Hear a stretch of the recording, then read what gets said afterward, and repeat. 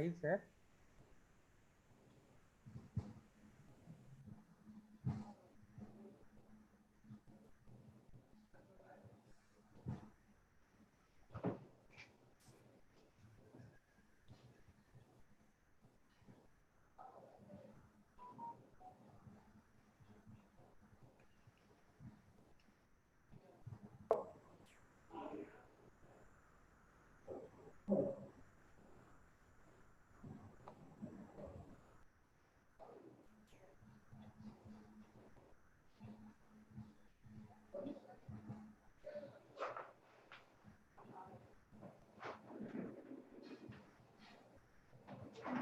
And Kalesh, make sure every webinar voice is coming.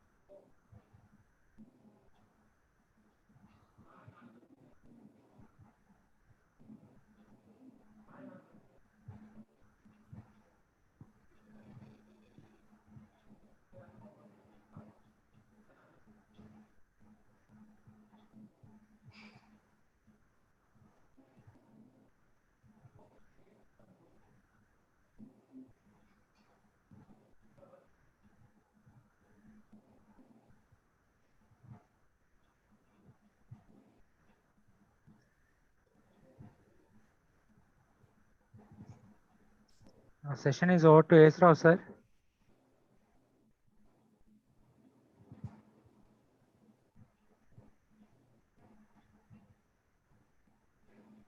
Very good morning to all. On behalf of Sri Vishnu College of Pharmacy, I, Program Coordinator Sri Raju Atla, Program Secretary of this webinar, would like to welcome our today's guest speaker, Dr. Babu UV, Head Phytochemistry, Research and Development, Himalaya Drug Company, Bangalore, India.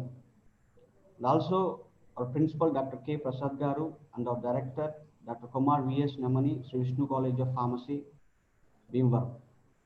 And all the participants, we welcome our heartfelt welcome for all the participants to the day 3 of 1 week online international webinar on innovations in natural product driven drug discovery and analytical chemistry, organized by the Department of Pharmacognosy and Department of Pharmaceutical Analysis in association with Association of Pharmaceutical Teachers of India, GI, Association of Pharmacy Professionals, APP, Society of Pharmacognosy, SOP, and MIBA Group.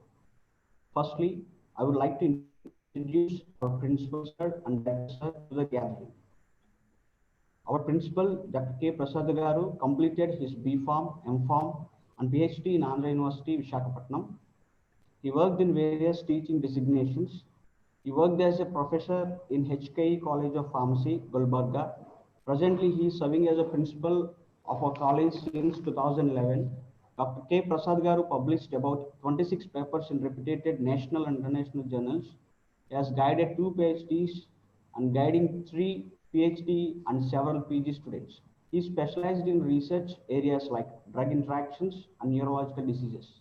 He has wide research experience and several DBT and AICTE research grants to its credit. Now I want to introduce our Director, Sir, Dr. Kumar V.S. Namani, Director, Sri Vishnu College of Pharmacy. Since 2018, he holds his B.Pharm, M.Pharm degree from Andhra University Visakhapatnam. He holds his PhD from NIPER, Mohali, and postdoctoral fellowship from McGill University, Montreal, Canada. Dr. Kumar was specialized in research areas like oncology, autoimmune disorders, respiratory disorders, and pain. He has published and presented more than 70 papers in reputed Indian and international journals and conferences. Dr. Kumar V.S. Namani has over 14 years of industrial experience, research expertise on drug discovery and development, and also managerial experience. Now I request Dr. Kumar V.S. Namani, Director, Sri Vishnu College of Pharmacy, to give a welcome note to the gathering. Over to you, sir. Yeah. So greetings to everyone and good morning, and welcome to Day 3 of international webinar on innovations in natural product-driven drug discovery and analytical chemistry. I, as the director and as the institute of the society, Sri Vishnu Education Society, of the management, Sri K. Vishnu Raju Garu, and Vice Chairman, Sri Ravichandran Rajgopal, and the Principal, Dr. K. Prasad, and the staff of Sri Vishnu College of Pharmacy. Welcome you all and thank you for participating in this webinar series. So this is the 4th one in sequence which we are conducting, and we are delighted and pleased to have a good number of registrations, especially for this webinar, which we have now more than 3,000 registrations. And the views on the YouTube is also crossing 3,000, and which is very delighting for all of us. And this tells the quality of the speakers and the content and the way they are expressing or sharing their knowledge and enriching all the participants. And I also must thank the organizing secretary, Dr. A. Srinivasarao, and the program coordinator, which you have seen just now, Mr. Kranti Alla, and Dr. Nataraj, who is there in the back, and Mr. Sai Kumar, and another person, Bhavani, the department of, all belong to Department of Analytical Chemistry, and we have a new person who has joined, and Dr. Satya. Satya is also doing a great job. I think the credit goes to them as well. And this credit also, I should mention that all the speakers of the past 3 webinars and this webinar series, the previous speaker, Dr. Mallikarjun and Dr. Rameshu has done a great job, and all this is contributing to the success of this webinar series. So I once again thank all the speakers of the past webinars, and proud and delighted and feel so happy to invite today's speaker, Dr. Babu UV. As the name, you can see Babu, so he's also from Andhra, and I just came to know yesterday only through sir that he's born in Bhimavaram. So when you're discussing, we didn't know each other. So we have another star of Bhimavaram, now talking to Bhimavaram and all the people of the country and some from the other parts of the world. I'm very happy, sir, and thank you for accepting our invitation. I know, being in industry, how much difficult to share your time and participate in webinars like this. So industry life is very tough, and sir is in a very senior position, and he has to take so many administrative jobs. Apart from the administrative jobs and scientific work that he do as a senior member of the Himalaya in Bangalore, he is contributing to so many societies. Particular one I'm very impressed is also a member of Indian Pharmacopoeia, and one of our speaker Dr. Srinivas from Pune is also the one of the member of Indian Pharmacopoeia. So that tells about the sir's profile, and he has a great profile, PhD from one of the wonderful institute in India, that is CDRI Lucknow. I visited many times as a campus interviews. It's one of the best institute as far as the research is concerned, especially in natural products. They are also the pioneers. And I'm very pleased to have him. I don't know why, somehow personally, with a few minutes of talking with him, it's like I get so connected. I got a great respect for his work, and he's so young, as you all can see, and the amount of work he has done, and the patents that he has, and the publication that he has, and the contribution that he's doing to various societies in India, and makes me so happy. And I must thank him on behalf of the Sri Vishnu College of Pharmacy faculty for accepting our invitation and request. I'm sure your enriching experience and the wisdom is enlightening to all the participants, and the topic that you are taking is also very relevant and very interesting. And we need definitely an affordable medicine. The medicines that we are discussing, the investment modes are really, really costly, and many people cannot afford it. Now we are going to more and more biologicals, and more going to personalized therapy, which are unimaginable for an Indian community to have the access to use those medicines. I think that's the approach and the topic that you take addresses some of these concerns. And many of the participants also in the past raised some questions with respect to the cost factor and the effectiveness of the alternative approaches for effective treatment. And your experience, your knowledge, and your collaborations with various IITs and various institutes, I think there is an Indianized way, or the approach which the Indian companies are trying to do with the better options is in need of the hour at the moment. So I once again thank you, sir, for accepting, and I'm looking forward for exciting talk as well, and good interaction association for future to progress the work in a good way. So I once again thank all the participants of these webinars. I see some of the senior students from pharmaceutics also continuously participating in this event. I think I'm very happy. I think that's how one has to embrace the knowledge. Though you are a pharmaceutics person or RA or from quality assurance, but you should be aware of the science, what is happening in this pharma field.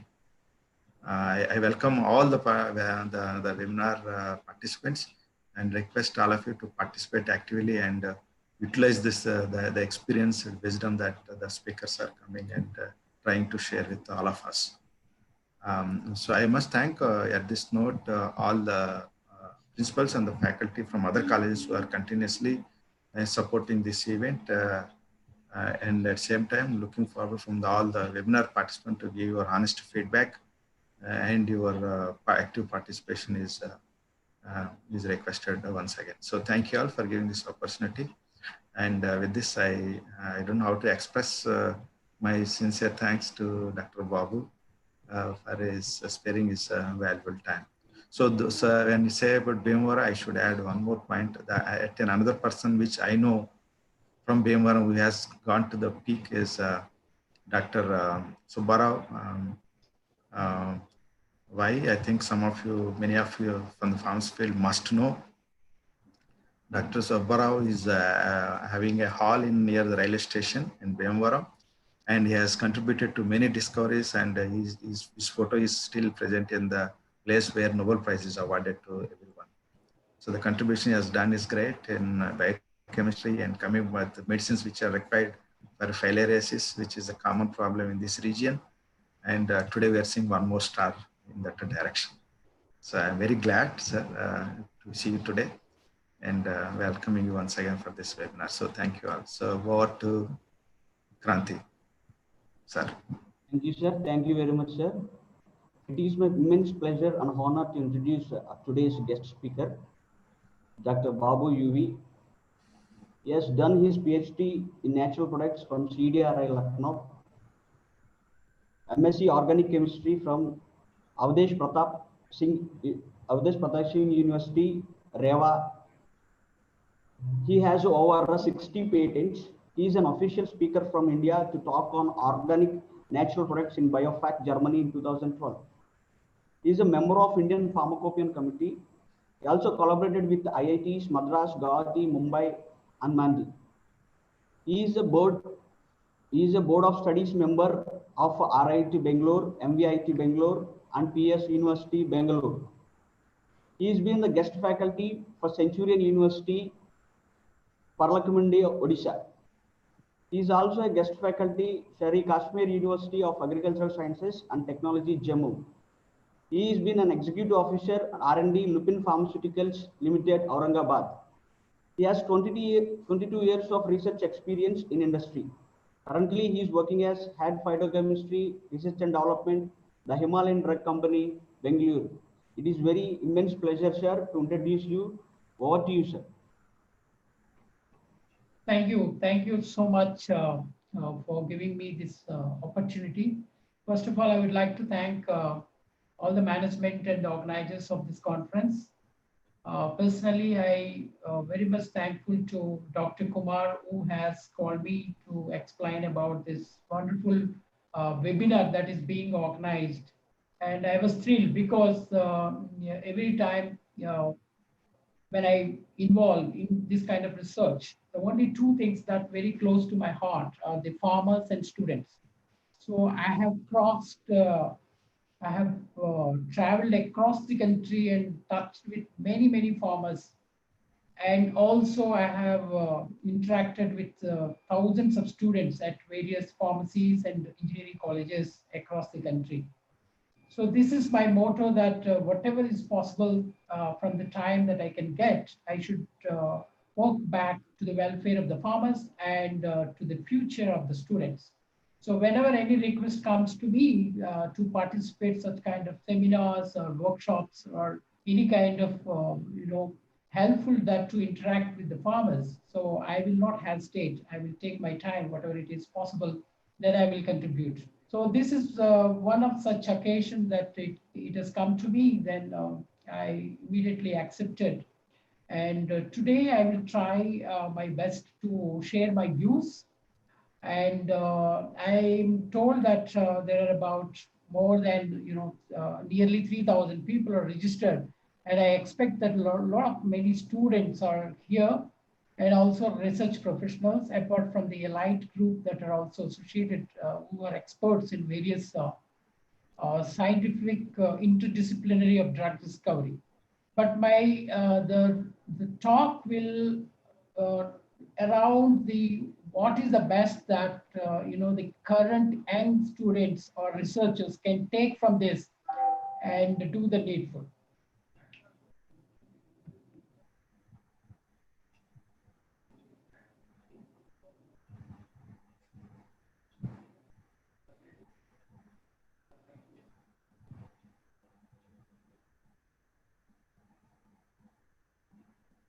Yeah.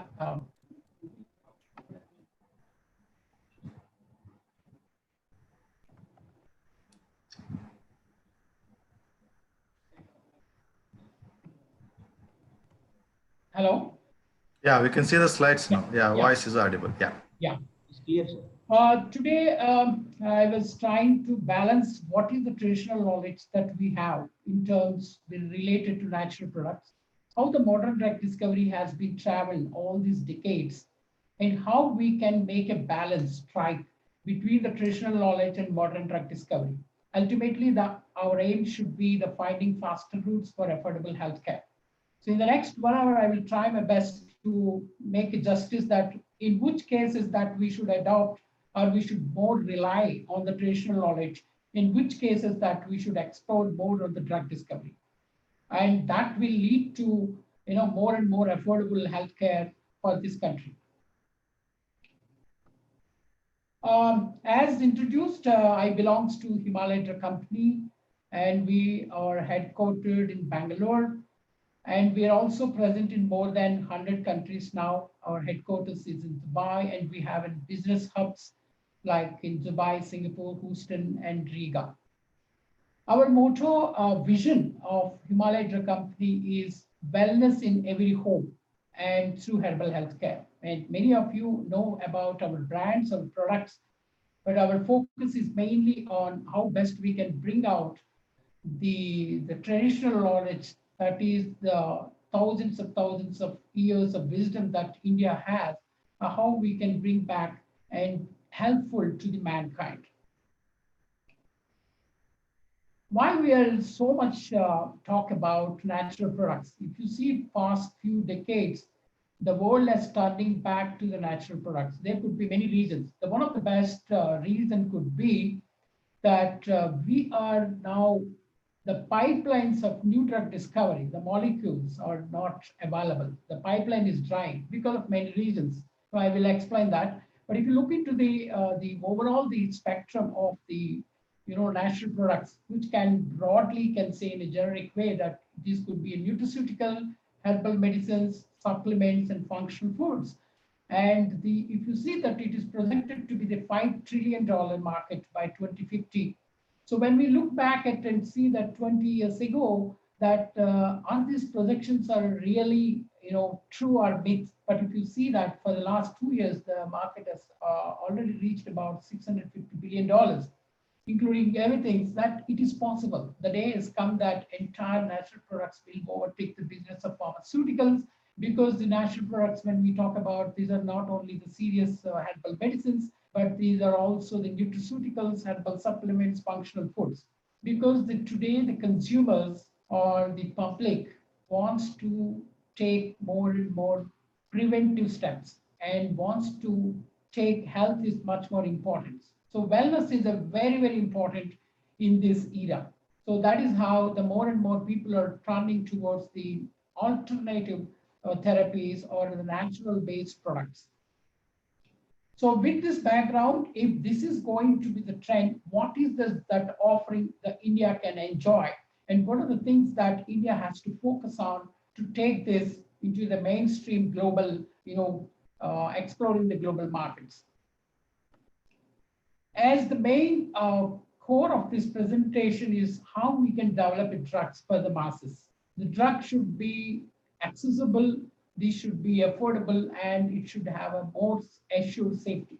So drugs should be affordable. It should be an affordable cost, and it should be available everywhere.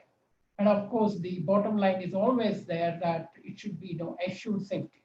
So having this, what are that approaches that we can take in natural products? If we have to really come out in a faster way, or the faster routes that we can explore the traditional knowledge and bring it back to the very affordable healthcare. Okay, before we go to, if you see this slide, our health spending in India, if you see for the last 10 years, even the last year, our spending is 1.29% of the GDP, which is much, much more less when compared to any developed nations, even the BRICS countries. So our health spending is much more less.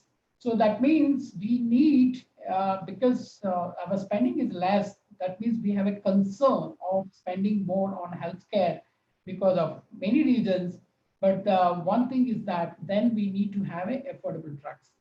So then we come back to see that what is that modern drug discovery that is enjoying in this country, if you see, and what are the efforts that have been made for the last few decades in the drug discovery itself. Unfortunately, India is not in the elite club of the countries where the new molecules and the blockbuster of the drugs have been discovered and developed. We are not. Yes, we are the third largest drug market in the world, and we export a lot of pharmaceuticals, and we have 3,000 pharmaceutical companies and about 15,000 manufacturing sites. Even then, the discovery pipeline is not that much exciting.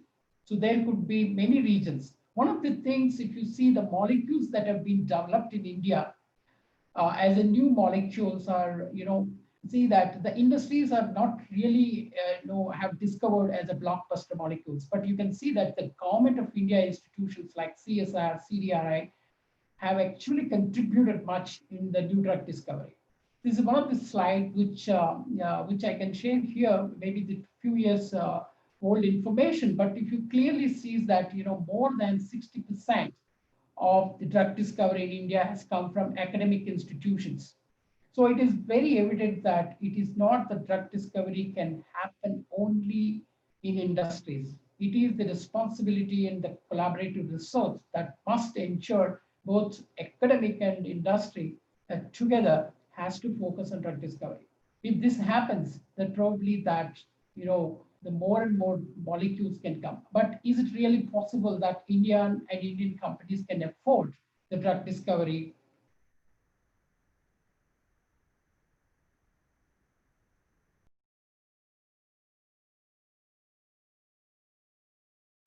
From the traditional knowledge perspective, the wisdom that we have, talking about natural products, talking about medicinal plants, yes, if we have a medicinal plant, has to be explored for an affordable healthcare system. So I am giving here a very simple way of how a herb or a researcher in the colleges explore and find out a herb is helpful for a particular disease, and that particular research institute wants to explore to make into a product.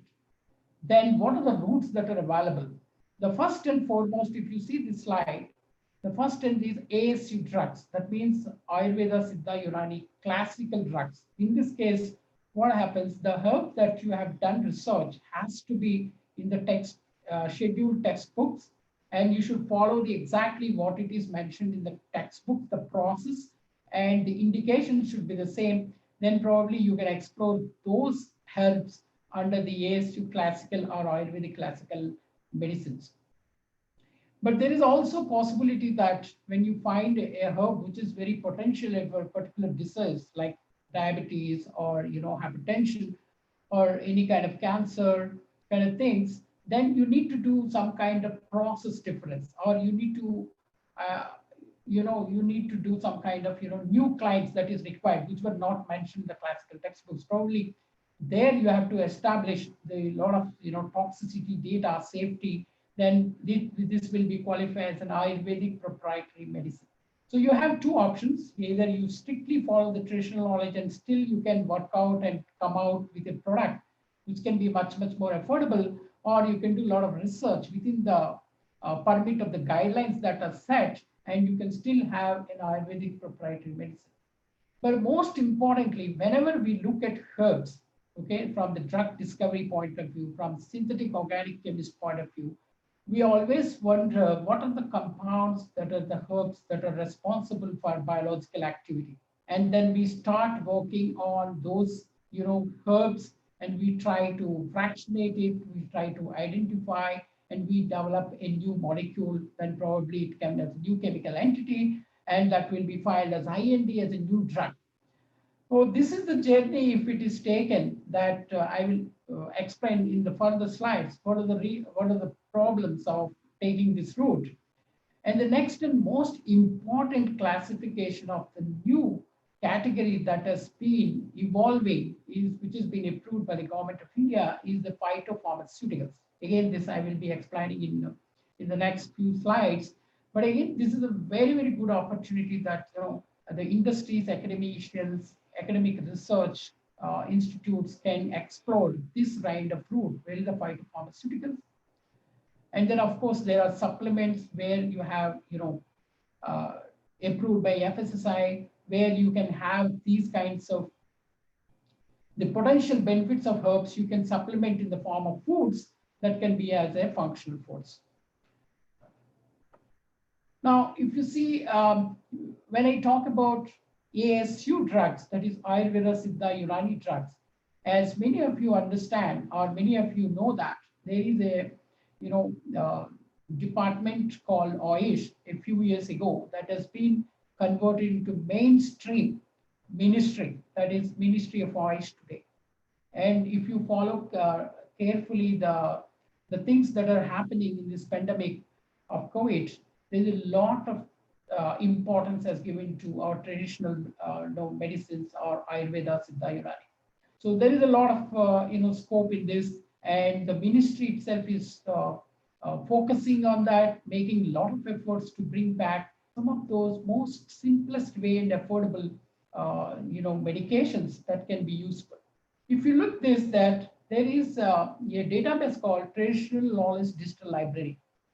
And importantly, this Traditional Knowledge Digital Library has been established by Government of India and CSIR a few years ago when it was found that our own turmeric and basmati rice was patented, and it took few years to to get that patent revoked. And then it was thought that entire traditional knowledge which has need to be documented so that we can prevent other countries to take this information and file the patents. So if anybody wants to explore our traditional knowledge, they can get into the Traditional Knowledge Digital Library. The most importantly in this, there are about 290 plants as per the libraries mentioned have been reported, and it was covered around 186 diseases.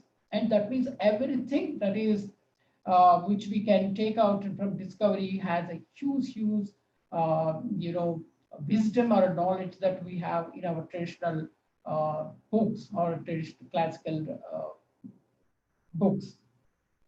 Taking this clue, if you go and get into much details, going back into Traditional Knowledge Digital Library with the 290 plus herbs and 186 diseases, but there is a combinations that been documented. There are about 82,000 of the Ayurvedic formulations that have been documented in Traditional Knowledge Library.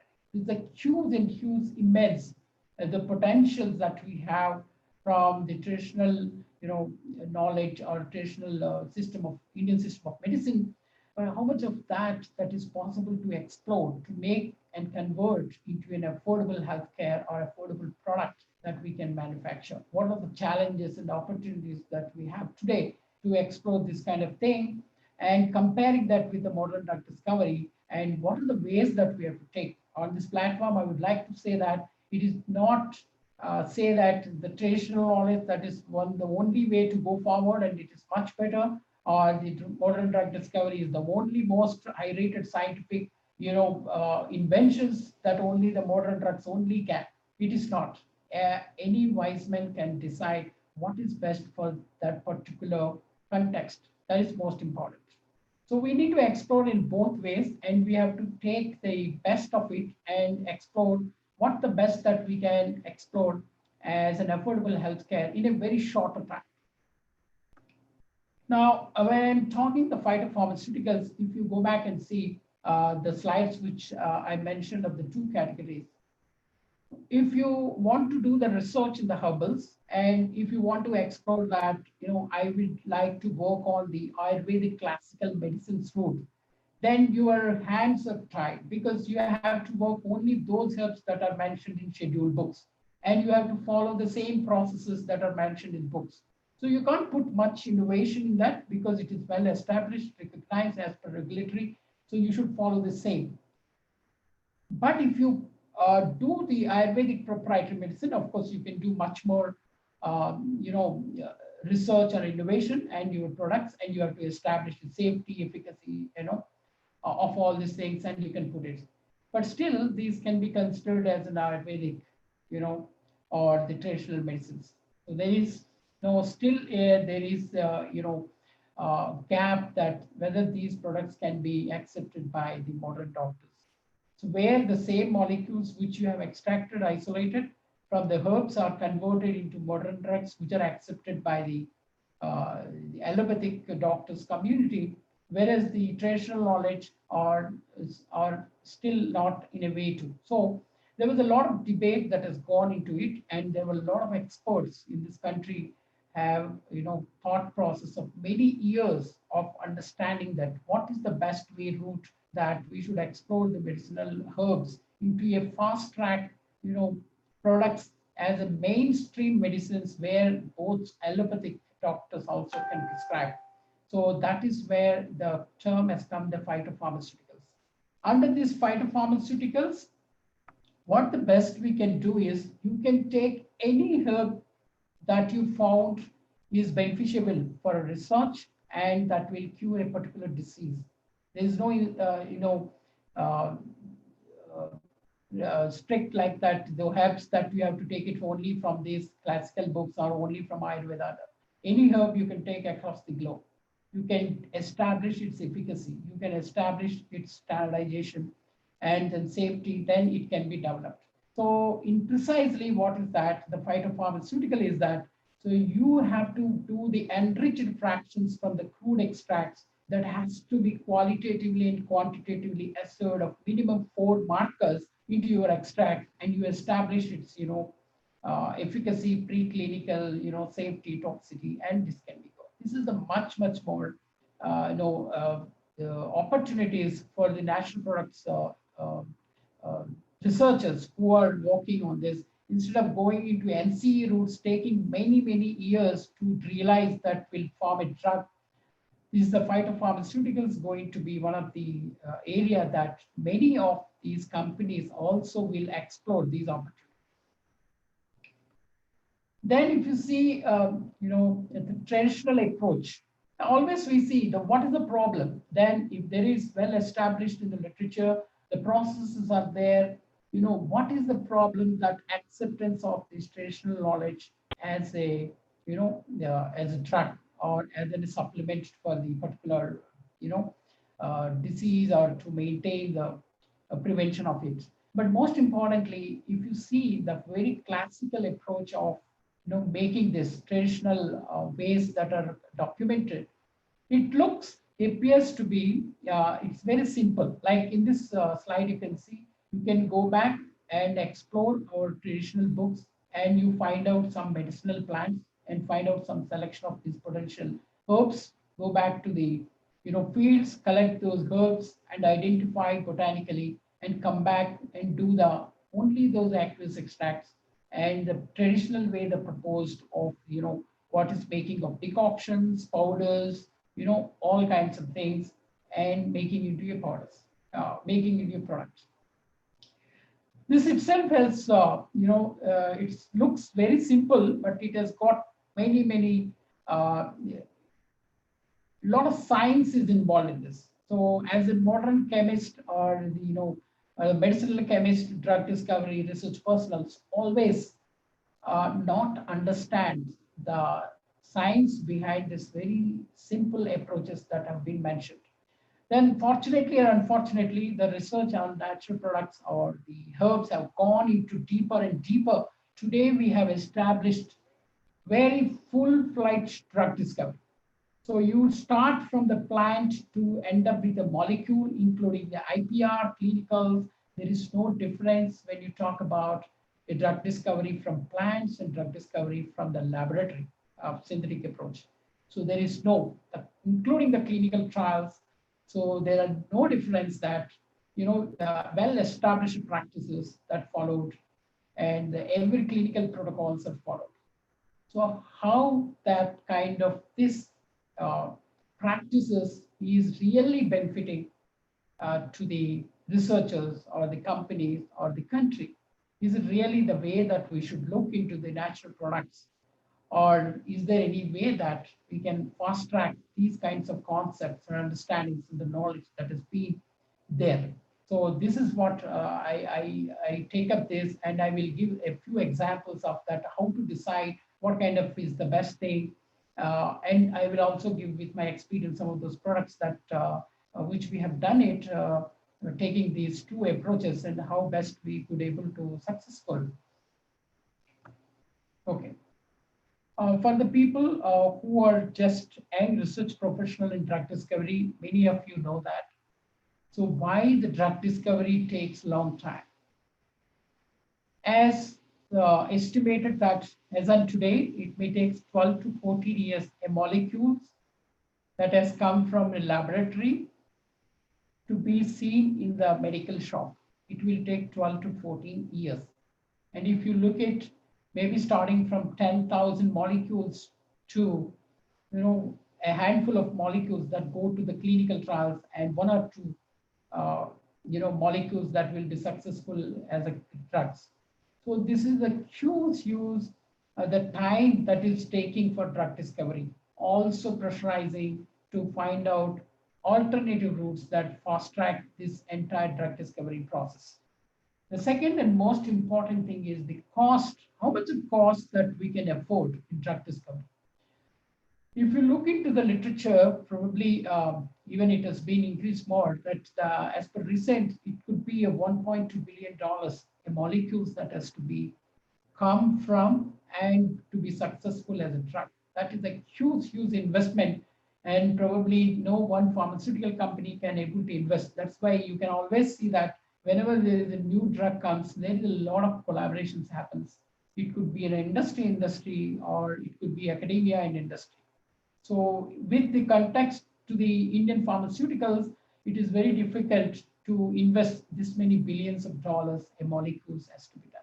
So entire focus on then as turned towards the natural products, because we have seen a lot of modern drug discovery. So they were in the earlier decades, there was the huge, focus or expectations from combinatorial chemistry and high throughput screening, that ultimately that kind of researchers has not reduced the time taken, much of the faster process and the cost involved. There may be few handful success, but overall, this has not been taken, this has not given a much success. So then the entire industry is coming back and looking to what are the other ventures, or what are the other alternatives that we can look into to be a successful, faster drug discovery process.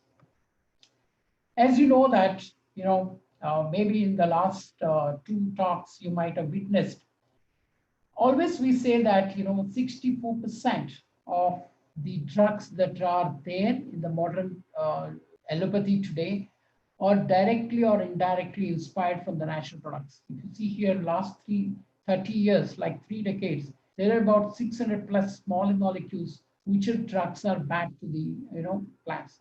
But again, if you see the other picture here, although we say that these are drugs are directly or indirectly sourced from the natural products, again, we identify a molecule. Once you identify a molecule, then again, the entire drug discovery process is same. And the most importantly here, when you identify a molecule, then the problem starts that how you commercialize it, how you extrapolate the quantities. Is it possible that the molecules of this kind can be extracted, purified from the natural sources? How much of that tonnage of the herb materials that you require? And the another alternative is that you synthesize these molecules. Once you synthesize these molecules, and it has won its disadvantages, and it has won its the toxicity or side effects and contraindications. And most importantly, that how much time it will take. We all have seen that the synthesis of Taxol, the journey that took many years, and you also know that to get the Taxol from 100 years old plant, the bark, how it is. Then what happens? The biotechnological intervention has helped that to make it, the intermediate products to tissue culture, and then to make into semi-synthetic drugs and all these things. So in a nutshell, when we have to say, although we proudly say that 64% of the drugs are directly from natural products, but only the 7% of those molecules are actually gone directly, from without any modifications, structure, activity, relationships, and all. This is what it is. So that means, although there is a huge opportunity, the herbs as starting materials for the synthetic chemist or medicinal chemist, but the journey is the same, the time is the same, the investment will be the same. Probably this may cut a little bit time, but still it is more difficult to explore the molecules from the herbs and to then what is the way forward? How to take it certain ways that we can fast track and find our ways for an affordable healthcare. So you look this, the strength of India's strength of this is approximately there is a 900 herbs that are mentioned in Ayurveda, and there are many of those other kinds of Unani, Siddha, and kinds of other local traditional health medicines. We have a huge information in the available literature.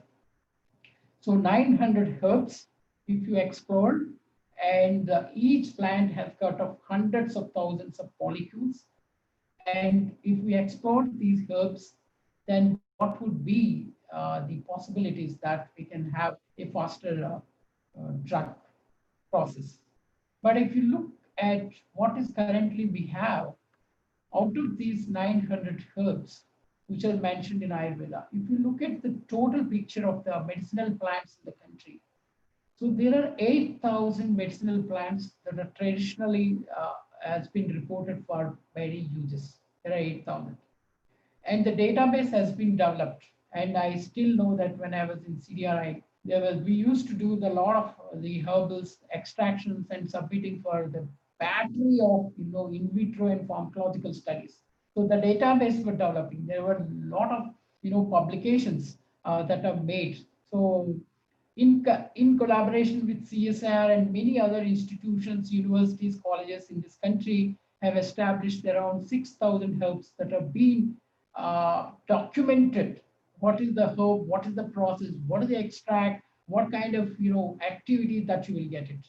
So if we have to explore these 6,000 herbs, even in the modern perspective of or as a phytopharmaceuticals, then it is a huge task for the country to identify these herbs. How many of these herbs are really available? If you look at the trade that is happening in the herbal sector today, there are about 960 herbs or maybe 1,000 herbs as on trade or commercially traded. So many of those herbs are not available, although we have the documents and the databases, but these drugs are, these herbs are not available in a much scale to take it up for further development. So here the intervention in this drug discovery process is much more should come from agriculture and biotechnology perspectives. Unless we rejuvenate and the forgotten or the endangered plants that are in the database, so we should bring back those into the mainstream research, and we should focus and we should develop that. Just to inform you that although we say that India is one of these strongest in herbal products, but we are the second largest export as per the records. But after China, our contributions in the global markets is around 1%. So this is how we have a huge opportunity, but we are still not at the right position that we can explore the knowledge that we have today in this country. And then if you looking back at companies that can explore the available herbs into a mainstream healthcare products, there are huge challenges because the herbs that we require, more than 100 tons, are not available. A few herbs are available, maybe 170, 200 herbs. So this is the gap. So we can do the research. It is to be limited to the publications or patents, but how you bring all your research into a useful conclusion as an innovation, a product that can be useful to the mankind. That is a big gap for the traditional knowledge that we have and what we need to do. Okay, then slowly we'll go back to the what is that traditional knowledge and modern drug discovery, the concepts that we should take when we are designing a particular research protocol, the research. So when we talk about the herbs, always it's our understanding is that it is the true drug material. Then you do the extract, then you do the standardize, and you finally add into a molecule, isolate and molecule. As we are progressing this way, and all our understanding is that we are adding value it, and finally we achieve a bioactive molecule that is much more active. So that is our understanding. But in a real sense, if we go back and look into that, are we really exploring the nature has gifted to us as the compounds in the herbs? Are we actually exploring? Are we complicating the drug discovery from the natural products just by only isolating the molecules? So there are many ways. Okay, this is one of the things, very critical way. In the designing a project, should we focus on the herb? Should we focus on the fraction of the herb, or should we focus on the pure molecule? So in this case, nobody can say this is the only right approach. So we should open that all these approaches are open to, it should be open. So whichever is the best that is possible to the context, to the disease, to the complexities, to the availabilities, we should take that approach. We should not always see that only we should achieve a pure molecule, then only it can be taken into a drug, or we should not always think that only, only that crude herb that is efficient. Because we have to answer also, there is a lot of traditional knowledge, but ultimately when we export these products, we have to answer, we have to bring such kind of, scientific information to the queries that are raised about the efficacy of these products. Now, if you look this, as I was saying, our approach was always to isolate a bioactive compound that is more important in the herbs. But the herbs that has been synthesized, hundreds of compounds within it, each herb, each compound in the herb has its own role. So interestingly, we find there are many herbs that can be, many compounds in the herbs that have different functions that can be used. For example, the first and foremost is the bioactive markers, but there are also compounds that can enhance the bioavailability. So in the sake of, in the way of enhancing the biological activity, if you purify a bioactive molecule and you get rid of other molecules which are bioavailability enhancers, ultimately the compounds that we are developing as the drug molecules has the problems of, converting, showing the bioavailability. And there are research shows that there are billions of dollars spent on the molecules, which converting to making into a more bioavailable. So there are so many of the pharmaceutical professionals have made into a new dosage forms, make it happen to be more bioavailable, etc. So we need not to do that. If we study properly the herbs, we need to identify what kind of profiles that is required. So we need to keep those compounds within your the formulations, so that apart from the bioactivity, the bioavailable enhancers also exist. So there could be many compounds that can also be used as a preservatives. So there is no need of adding any preservatives. So herbs also offer a lot of antimicrobial properties. And interestingly, there are many compounds which actually after extraction, after the process, so people discard it as spent materials, but there are many compounds within this can be used as a binder and lubricant in place of what we in the modern drug discovery we call as the pharmaceutical excipient, which we can also explore from the herbs itself. So in a nutshell, if I have to say that you can start from the herb, you can end with the product with the herb, and you need not to add anything externally, and still you can meet all the regulatory requirements, pharmaceutical properties that a drug has to be, still we can meet. And that is to be the much faster and affordable. And this is the one of the way that everybody has to explore when people are working in the herbal drug discovery or natural products. Now, if you look this, all of us for the last 3-4 months, every day we get the new information of COVID-19. Okay, so there are many compounds or the drugs which were antivirals or repurposed. They have done it, and then they have tried it, and some of them are open for clinical trials, all these things. So there are also a lot of focus on the natural products. One of this thing which has come into the news, that a compound in ashwagandha called vithanone has been found to be useful or beneficial in blocking the protein of the COVID virus. So they said that IIT Delhi and AICTE Japan has identified vithanone, a compound which is found in Withania somnifera, could be one of the molecules that can be useful for the treatment. So this is a very preliminary discovery. So probably the studies which we have done to the molecular topics. Now, if you look this, then how much of time it will take to find out vithanone? What is the percentage of vithanone in this, ashwagandha? how you explore that with known molecules through the extraction, how much of tons of raw material that you require to get this compound and then make it possible to make as a drug for clinical trials, etc. How can we synthesize quickly these molecules? How many years it will take to synthesize this molecule? So this is the one way of looking it.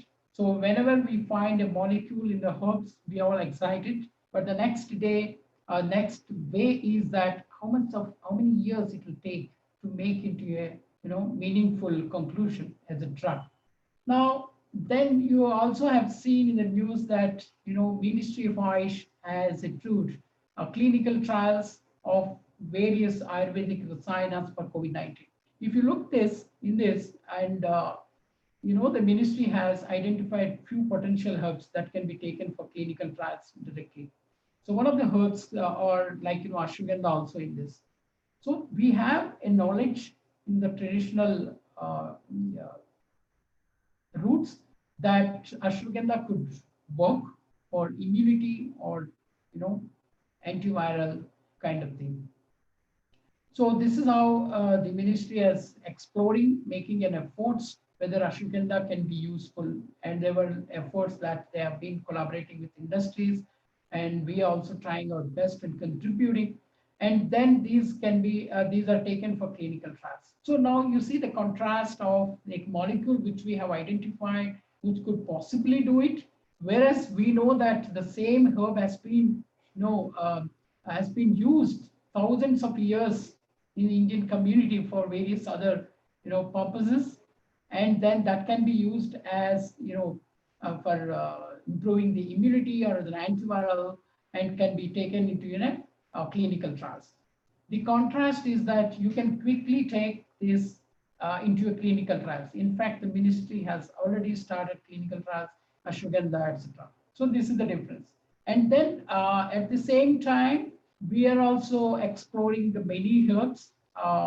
What could be the possible markers that could interpret the various mechanistic of blocking the coronavirus proteins or things. So we could identify not only methanones, we could identify there are more than 8-9 compounds from Methania. So this is the one of the short communications that we have sent, which is under preprint.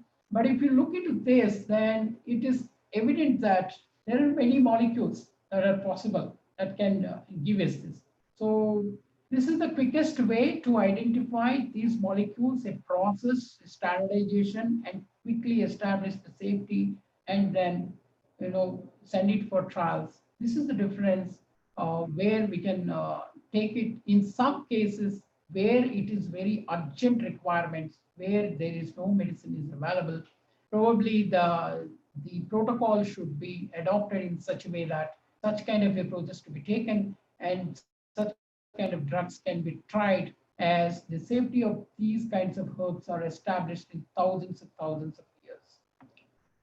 Next, when I talk about the pure molecules and the herbs and extract, there is always a debate. Should the herbal drug discovery to be a reductionistic approach and holistic approach? So this is the first product which we have launched in 1930 as Rauwolpia serpentina. And this is the product Serpina, which is the world's first hypertensive drug. It's a lot of history behind our founder chairman identifying this herb for this potential reducing the hypertension. But once we launched this product in 1930s, okay, and there must be a lot of research being going on the Rauwolpia serpentina, and people have identified a molecule reserpine which is responsible for this. And of course, from the modern drug discovery point of view, the reserpine has taken and it has explored like anything. And you can see that reserpine has been used for many years, and it is also associated with a lot of contraindications, and probably it's not of the choice today, the reserpine as a prescribed drug. But still, the Serpina, Rauwolpia, serpentina extracts or the products still can be used or in the use. the point I want to say is that, sometimes we isolate molecules that will be associated with lots of side effects, and then we end up with losing that particular herb because the molecule has been only tried as a potential drug. So this is one of the examples. Then you look into the discussions that you will find in the literature, even only on this herb. So then the classical traditional knowledge in Ayurvedic based professionals and modern drug discovery personals. But if you look into this, so there's a lot of debate. It's not like a reserpine that is only molecule that is, but if you look into it could be enhanced bioavailability, as I said, reduce the possible side effects and prevention of drug resistance. These are all there. So then still believe that is it whole herb versus reserpine? Yes, then it is also in this case particularly, it is the whole herb, it is the extract, not a molecule. So this is the take home. Then you look at, and all of you know artemisinin. Artemisinin is a compound that has been used for anti-malarials. And you must have seen in the last presentations, those molecules where bigger artemisinin was also. So this is well and good, and artemisinin is developed as a potential anti-malarial drugs. And now the artemisinin is slowly developing resistance. It is already found in African countries. The drug has been, showing the drug resistance. So the organisms.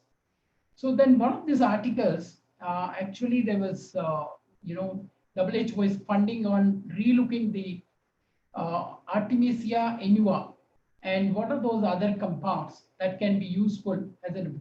In these publications, you can clearly see here, see some of those plant extracts, not only as an anti-malarials, but it has got an immunomodulatory effect that can also helpful. And a lot of those pharmacokinetic, pharmacodynamic interactions that these compounds could be, probably this is some plant compounds that are added mainly attenuate side effects. So the thinking now it is going, should we go back and have developed an anti-malarial drug that have a multiple combination of all these compounds which were known to be. And then that you link to the traditional knowledge where the Chinese of taking the Artemisia annua tea, where the hundreds of compounds present in that. So probably that is where we are thinking back the pure molecules versus this. So in this case, again, if you have to address the drug resistance, probably we have to go back and relook it. And one of the best could be a phytopharmaceutical route where you can have many more fractionated molecules from this. So if you see these two examples, it is very clear that sometimes the drug discovery pure molecule approach will take long time, but ultimately we end up with toxicity, all kinds of or drug resistance kind of things. So this is the approach that we should look into at the beginning of the designing the process of the herbal drug discovery or a natural product discovery. It's where we have to find out what are the best approach that we can take up. So now I will just take about some of those Ayurvedic dosage forms. In a simple way, if I have to say that, if you look into the classical formulations, so there are some kind of extracts that made, plant powders that made, and they are converting into churnas, and decoctions, and then powders. So if you look at this from modern perspective, as a formulator perspective, then we may think that how these kind of dosage forms are really meets the requirements of pharmaceutical regulations or dosage forms in terms of its disintegration, in terms of its availability, all these things. But when we look back and see why the powders are added or the extracts are added into this, so there is a lot of science in it. So we find that there are benefits that herbs can offer, not only as a biological activities, but they can offer more. Now look into this. This is mainly for young students who are watching this. If you see any tablet, what are the things that are there in that? One, it could be an active ingredient, which we say as APIs, and there are excipients. The excipients that we require to make that active ingredients into a dosage form, like a tablet or a capsules. Then there is a process called mixing, granulation, drying, compression, coating, packing, and all this. This is a very simple way of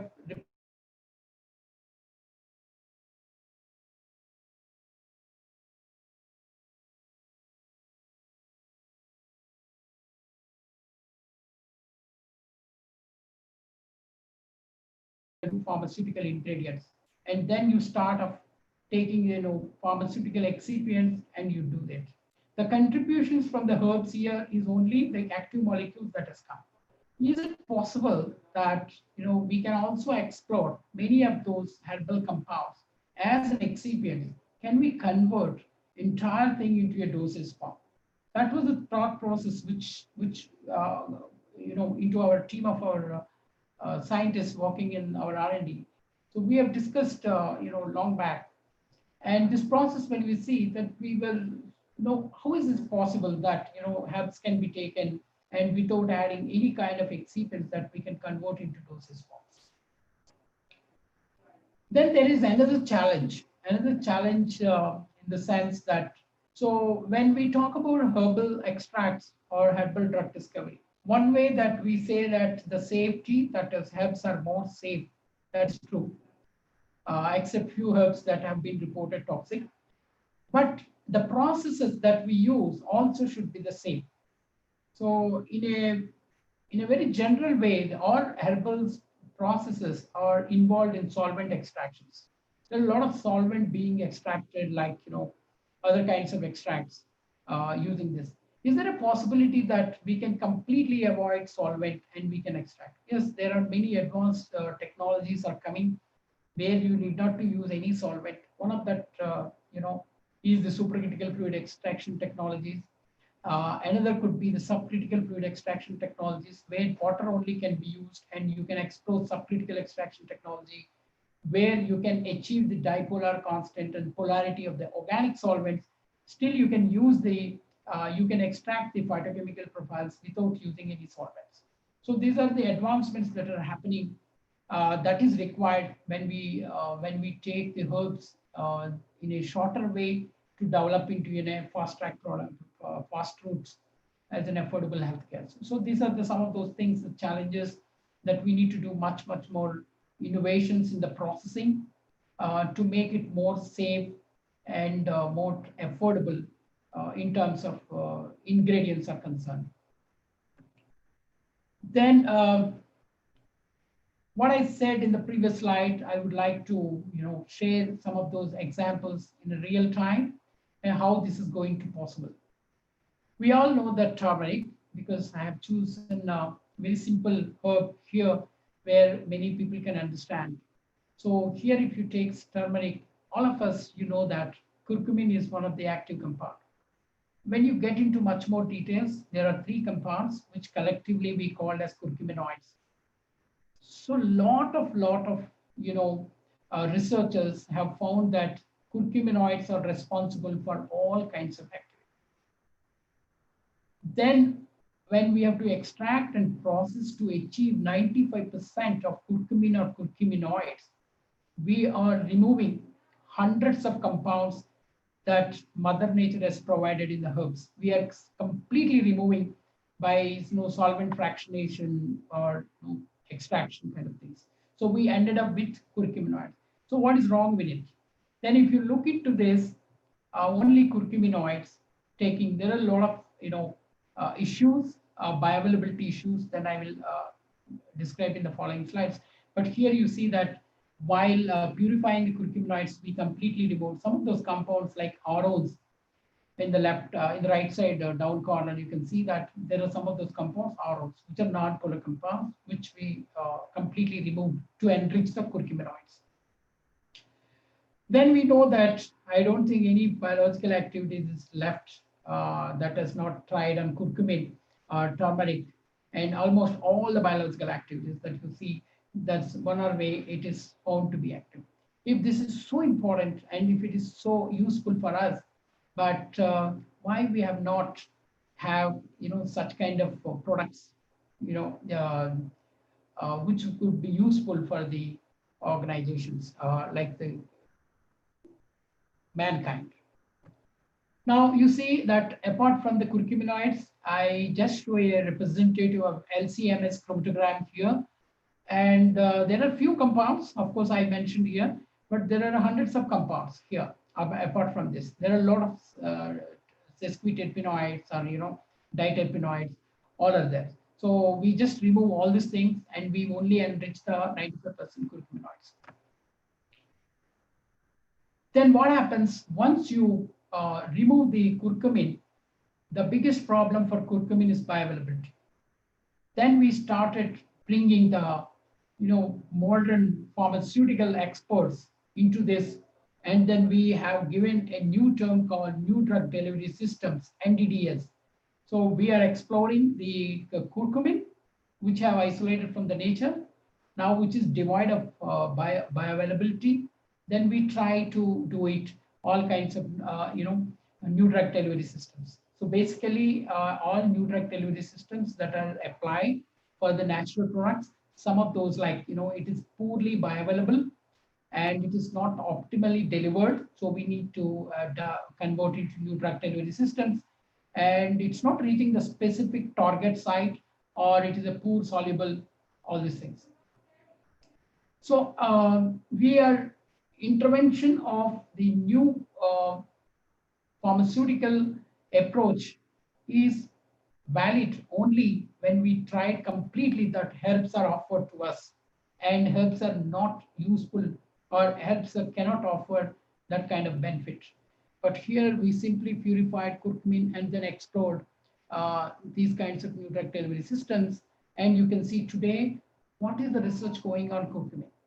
All kinds of drug delivery systems. You talk about liposomes, phytosomes, nanocurcumin, all this is because we want to improve bioavailability, we want to improve the efficacy, we want to reduce the dose that is required. So we have done a lot of, research community has done a lot of efforts on the curcumin, and we have come up at this stage that the natural compound which is present in the turmeric, and there are many compounds that are useful to enhance the bioavailability, but unfortunately we neglected those compounds and then finally ended up with complexity of developing a drug. And this is which we say that it is a over designing of the product, and it will take a lot of time, effort, and resources. Then what we did, we have seen that this is how it is. Then what we have seen is that yes, we need a turmeric, we need a curcuminoids, which are an active compounds, but we also need a turmerols. And once you remove the turmeric and turmerols, there is a lot of the starch, I can say, or polysaccharides, which are present in turmeric that also we require. So what we did it, we have explored all the compounds that are useful in turmeric, and we made into a dosage forms. So that means we haven't used any pharmaceutical excipients from outside, and then we converted into dosage form. And of course, it has got meeting all the pharmaceutical properties that required, like hardness, DT, and friability. And this is the one thing which approach, which can be much simpler way, faster, and it is most affordable. Like this, our research has gone last decade mainly to identify whether this kind of drug discovery is possible.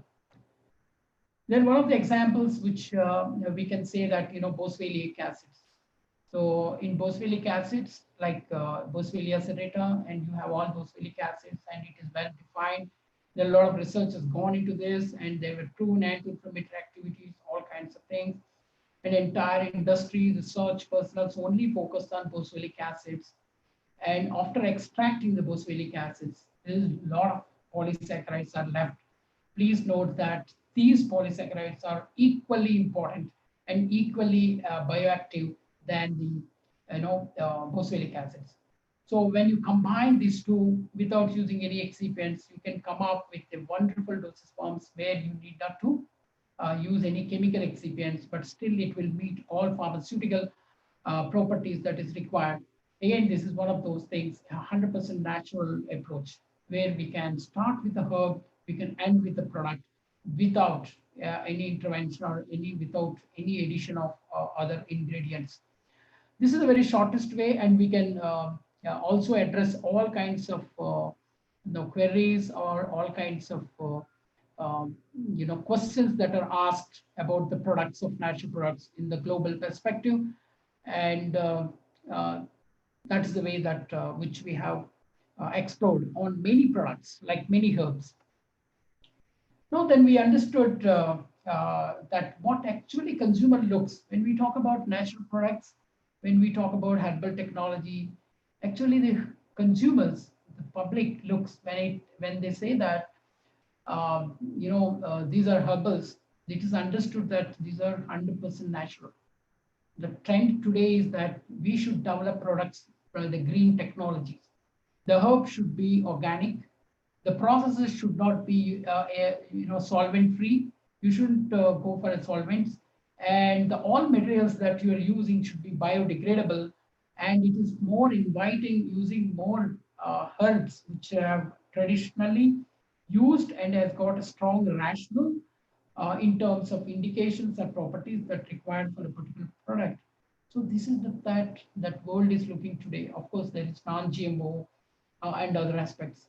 But in all these cases, then we look back, having seen the last two products, can we address this? Can we develop a green technologies and don't use any solvents? And then can we have organic?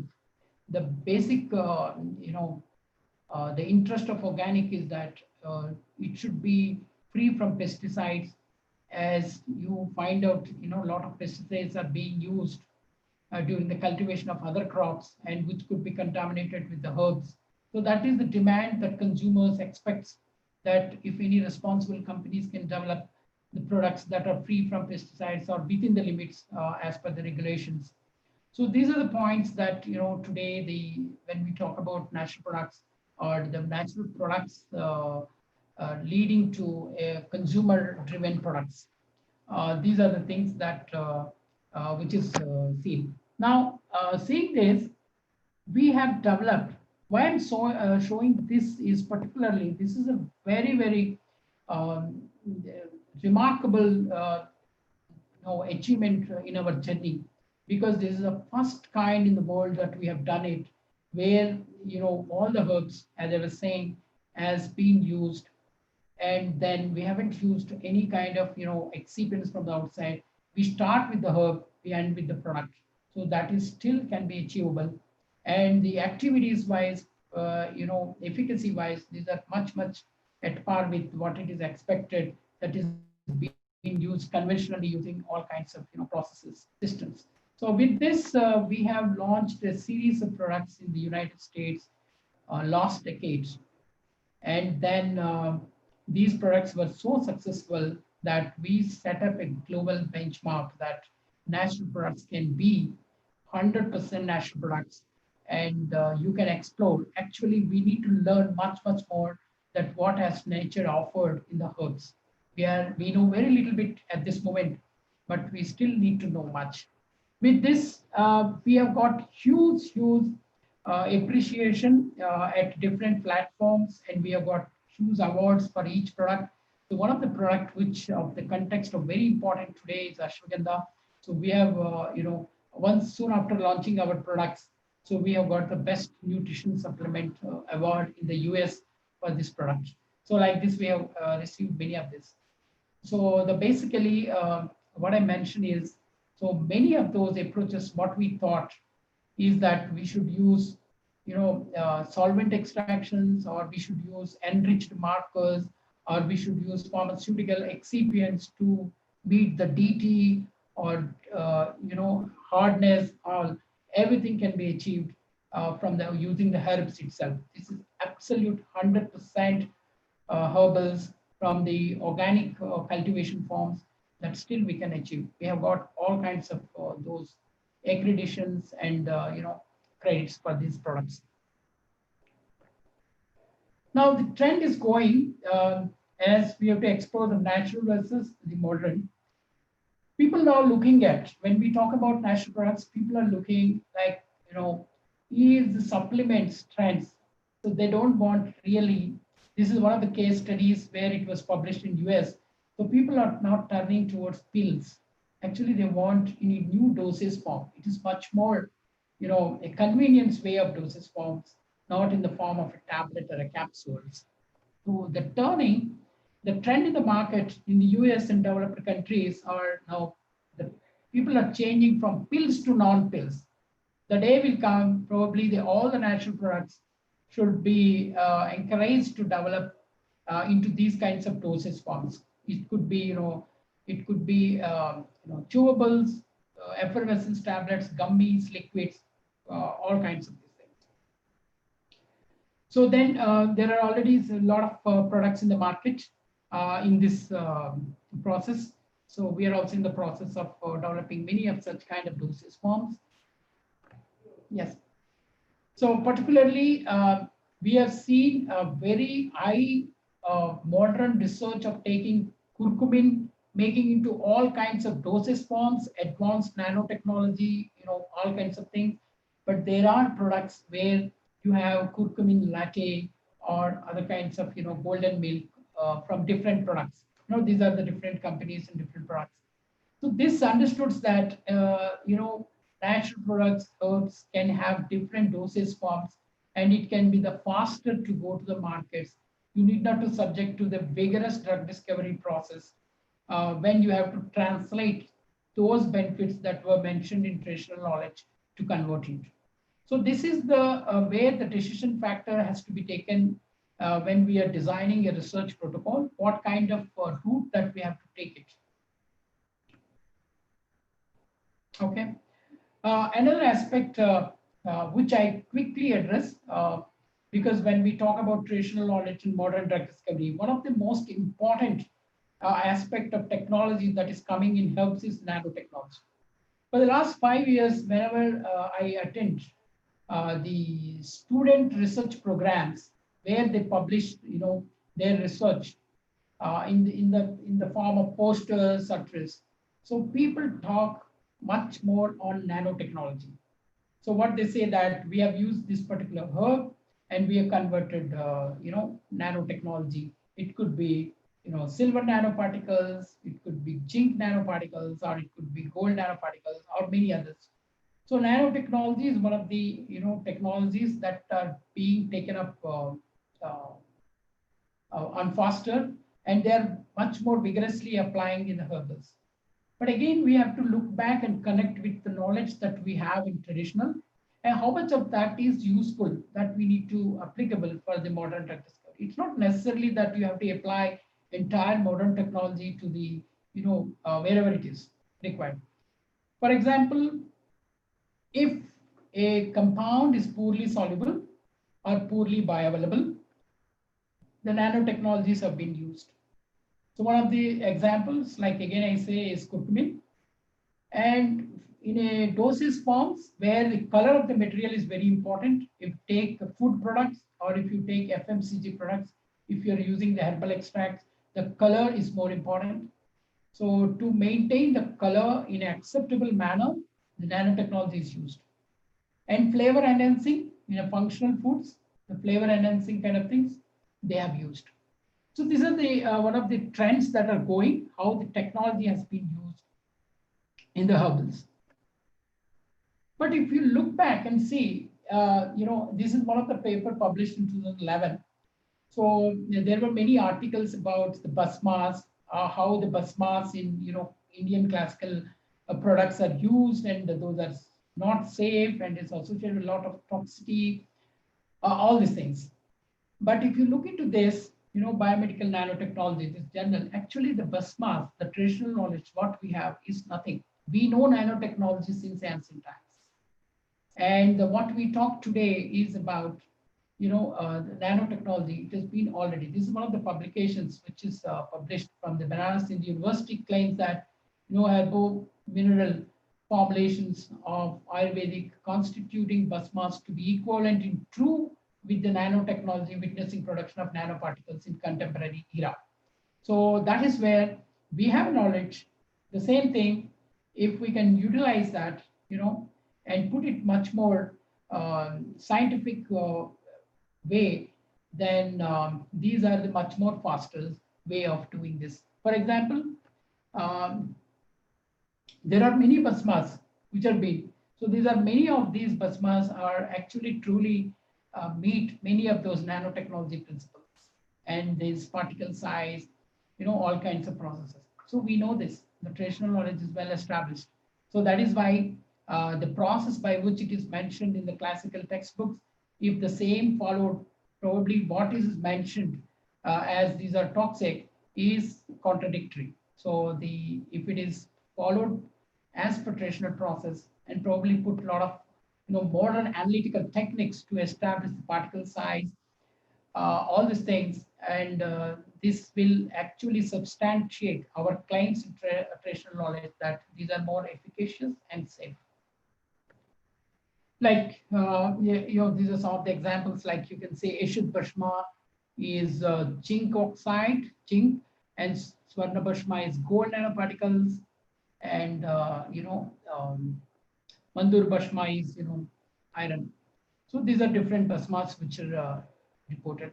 And when we come to the, modern drug discovery, again, curcumin is subjected to a lot of, because solubility enhancement and bioavailability for anti-cancer activity. Like there are many compounds, including the paclitaxel, all these are subjected to nanotechnologies being done. So essentially, when you look into our traditional knowledge, how much of best tools that we can take it and adopt it for a faster way of doing, developing these products, which is much more affordable. And these are some of those, examples that, how the plants extracts can useful for creating the nanoparticles. Probably I will skip this. Yes. And then now we have a lot of turmeric, and you have a turmeric and curcumin gold. This is the gold nanoparticles with curcumin. A lot of research being done with curcumin and the nanoparticles kind of things. As I was saying, the colors, yes. Actually, if you see the herbal industry, these are the kind of extracts and colors you get it. And using these extracts, the consumer expects that all the creams, lotions, shampoos should be absolutely acceptable, white or appealing colors. So there, some of those technologies are very important to convert these traditional extracts into acceptable dosage forms. Then I have covered a little bit about what is the analytical chemistry of the herbs. I will not take much time on this because I want to address two of those products which we importantly taken, comparing this, how affordable is the herbal products. But here, as traditionally the quality of assessment, but again, I want to clear here, when we talk about the analytical chemistry of natural products, or when we talk about the quality of herbal products, it is always that, if you identify the markers, if you identify and established by HPLC, LCMS, all most advanced techniques, that is most quality oriented product.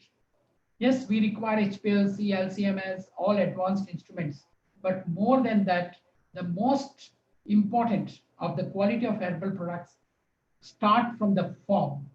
So one of those things, the issues of authenticity of the herbs I will address here, then I will quickly move. So when we talk about herbals, say we talk about pharmacognosy, TLC fingerprinting, assays, and all these things. And one of the most important is the authenticity of the herbs. Today we do a very traditional way of morphological microscopic methods, but there are a lot of challenges. If you look this, for example, if you take Siddha pardifolia, which we traditionally called, the literature is Bala.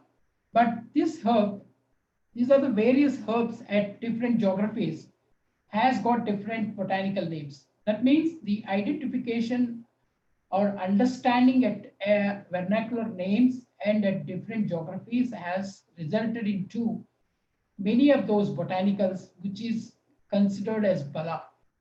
And with this,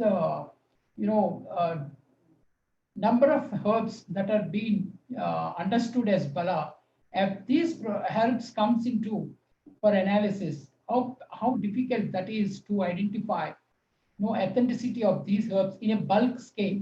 I'm not talking about a research of you go and collect 1 kg of materials. If you have truckloads of these materials coming, so how difficult of this to identify these herbs, particularly the authenticity of the herbs. So one of the things we say that, you identify the analytical markers, then you find out and you establish the standardize those markers. But this will always not work because many of the substitutes also will have the same kind of chemical markers.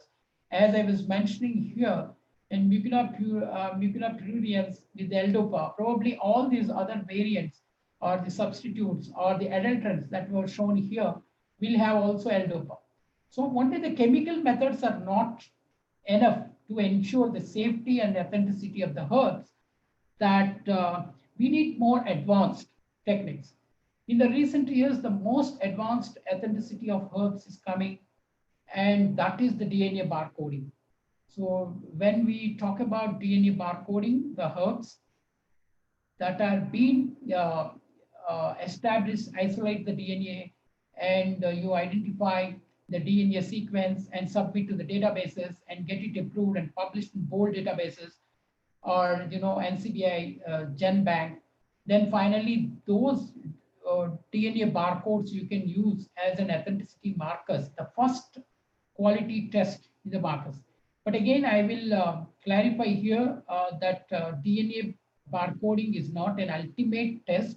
It is one of the tests along with all the quality test parameters that are established in the herbal research or herbal drug industries. So this is going to be one of the most advanced. So here a combination of traditional way and the advanced techniques are required to ensure the quality of the products. Like this is how we adopted, identify, collect the authentic samples, do DNA extraction, PCR amplification, sequencing, and then finally, establish the subjected to GenBank and reject or approve. And then we have established, just for information, that we have been working this for the last few years. And probably this is we are the one company where we contributed almost 100 herbs that we have done the DNA barcoding, and all of our sequences are approved in the bold database and also NCBI GenBank. Then finally, this is more important. People see like here, it is more form level and there is not much science in it. Probably the most critical part of any herbal industries or herbal research starts from the form.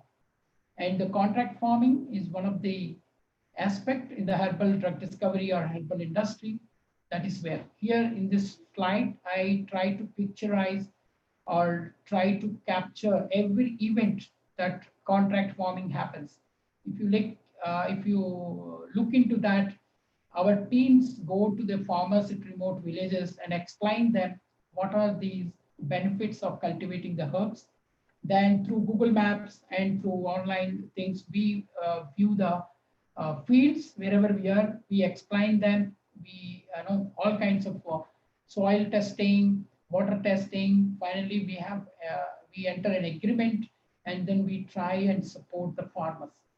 Why I'm saying this, the most important backbone of herbal industry is the farmer, then the scientist. So unless we collaborate with them or we work with them, we stay with them and teach them that what are the quality aspects that we require, and with their experience in the farming, that will give very much added value in cultivation of those herbs. Okay, and in a nutshell, the total spectrum of analytical chemistry of the herbs, if you see, this is how. And this slide probably, seen that all the quality parameters that are exist in this world today on the herbals have been picturized have been included here, starting from your geographical variation, fingerprinting, HPLC, LCMS, DNA bar coding, total spectrum. This is the huge quality aspects of the herbals that we have to ensure that everything is to be done to ensure the safety. If we address this part at the first level, then we can explore that the first route of these herbals as a safety and affordable medications. Okay, as I was saying that the traditional knowledge versus modern drug discovery. So then I have to give you two examples so that people are listening this webinar agree with me that how the herbals are affordable.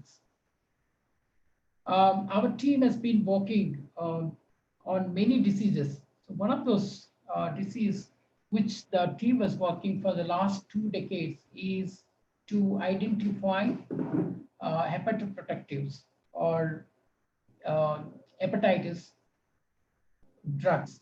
Because in the traditional knowledge, there are hundreds of herbs that are being reported which are hepatoprotective immunomodulatory properties. We wanted to explore the antiviral, hepatoprotective, and immunomodulatory activities of these herbs. And can we have a product for hepatitis B, hepatitis C, and then can we have these products as an affordable medications?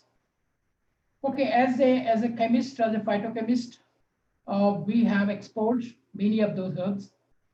Here you can see that we have explored more than 300 herbs. And then we found 60 extracts that are active. And then finally the 2 herbs that we have selected based on the synergy and the requirements that required for the product, that we thought that these are the 2 herbs that are together required for these products to develop as an hepatitis B. Then what we did it, we have done as usual a very traditional way of phytochemist or organic chemist, that we have extracted, we have fractionated. For example, you see first what we did. So we have done a lot of solvent extractions, and we identified the typical activity of HBsAg binding activity suppression of these both herbs of the extracts. These are different solvent extracts, starting from all the solvents like methanol, ethyl acetate, stone water combinations and all these things. So we find this a particular alcoholic extracts are showing better activity in both the herb 1 and herb 2.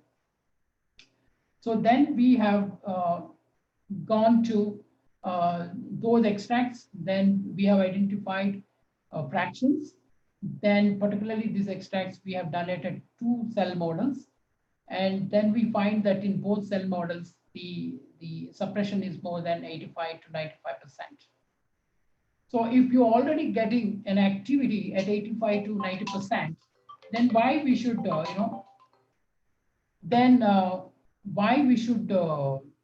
have it further purified? But still, we have done it. So we have fractionated it into different fractions, and we find that one of those fractions are showing very good activity. And then we find the flavonoids, terpenoids, and aromas of these compounds. And then when finally purified those compounds, and we find one compound. There are many compounds that are showing activity, but there is one compound which is showing much more. The difference could be 1 or 2%, but still, when you look into this, the percentage of this compound in the herb or extract, that is 0.0002%. So if we have to extrapolate this research into a meaningful conclusion as a product, how much of tons of the raw materials that required for isolating this compound and making into a NCE or a drug or a compound? This is a huge, and it is not at all affordable. And affordable in the sense that is not reachable to the common. So then we gone back to the drawing board, and we have seen our bio-guided fractions, extracts, and we have find interesting way of combining particular standardized extracts of these two herbs are showing more than 90% of HBsAg binding activity. And we have taken up this process for various clinical trials. And then it was, and the clinical trial shows that the efficacy of this product is exactly comparable with all allopathic drugs, existing drugs. And if you look into the cost effective, so probably this costing we have done a few years ago, but if you see this, the drugs that are used for the hepatitis B, the 6 months costing is around $1,800 for the modern drug discovery. Then we have launched this product under the name of Li52HB, and the prescribed of 6 months of this particular drug cost to the consumer is $85.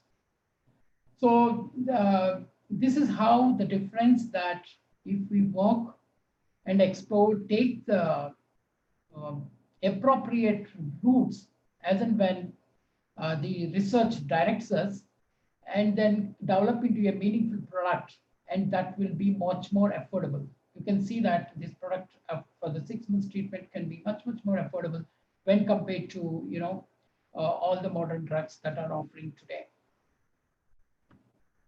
Then we have researched many herbs for anti-cancer. And as we know that Taxol is other vincristine, vinblastine, Taxol, number of compounds. So unfortunately, we have hundreds of compounds in the literature. All these compounds show excellent activity in vitro. But when it comes to the in vivo or into the clinical trials, it has been associated with a lot of side effects or other problems. So here also, we screened more than 600 herbs during our research, and we find some of those herbs are active. And then we could able to identify one of those herbs that is showing much more activity. Then, as usual, we have identified many compounds, many extraction, standardization, and then compounds like this, cis-butylphenoids and these compounds. And then we find that these compounds,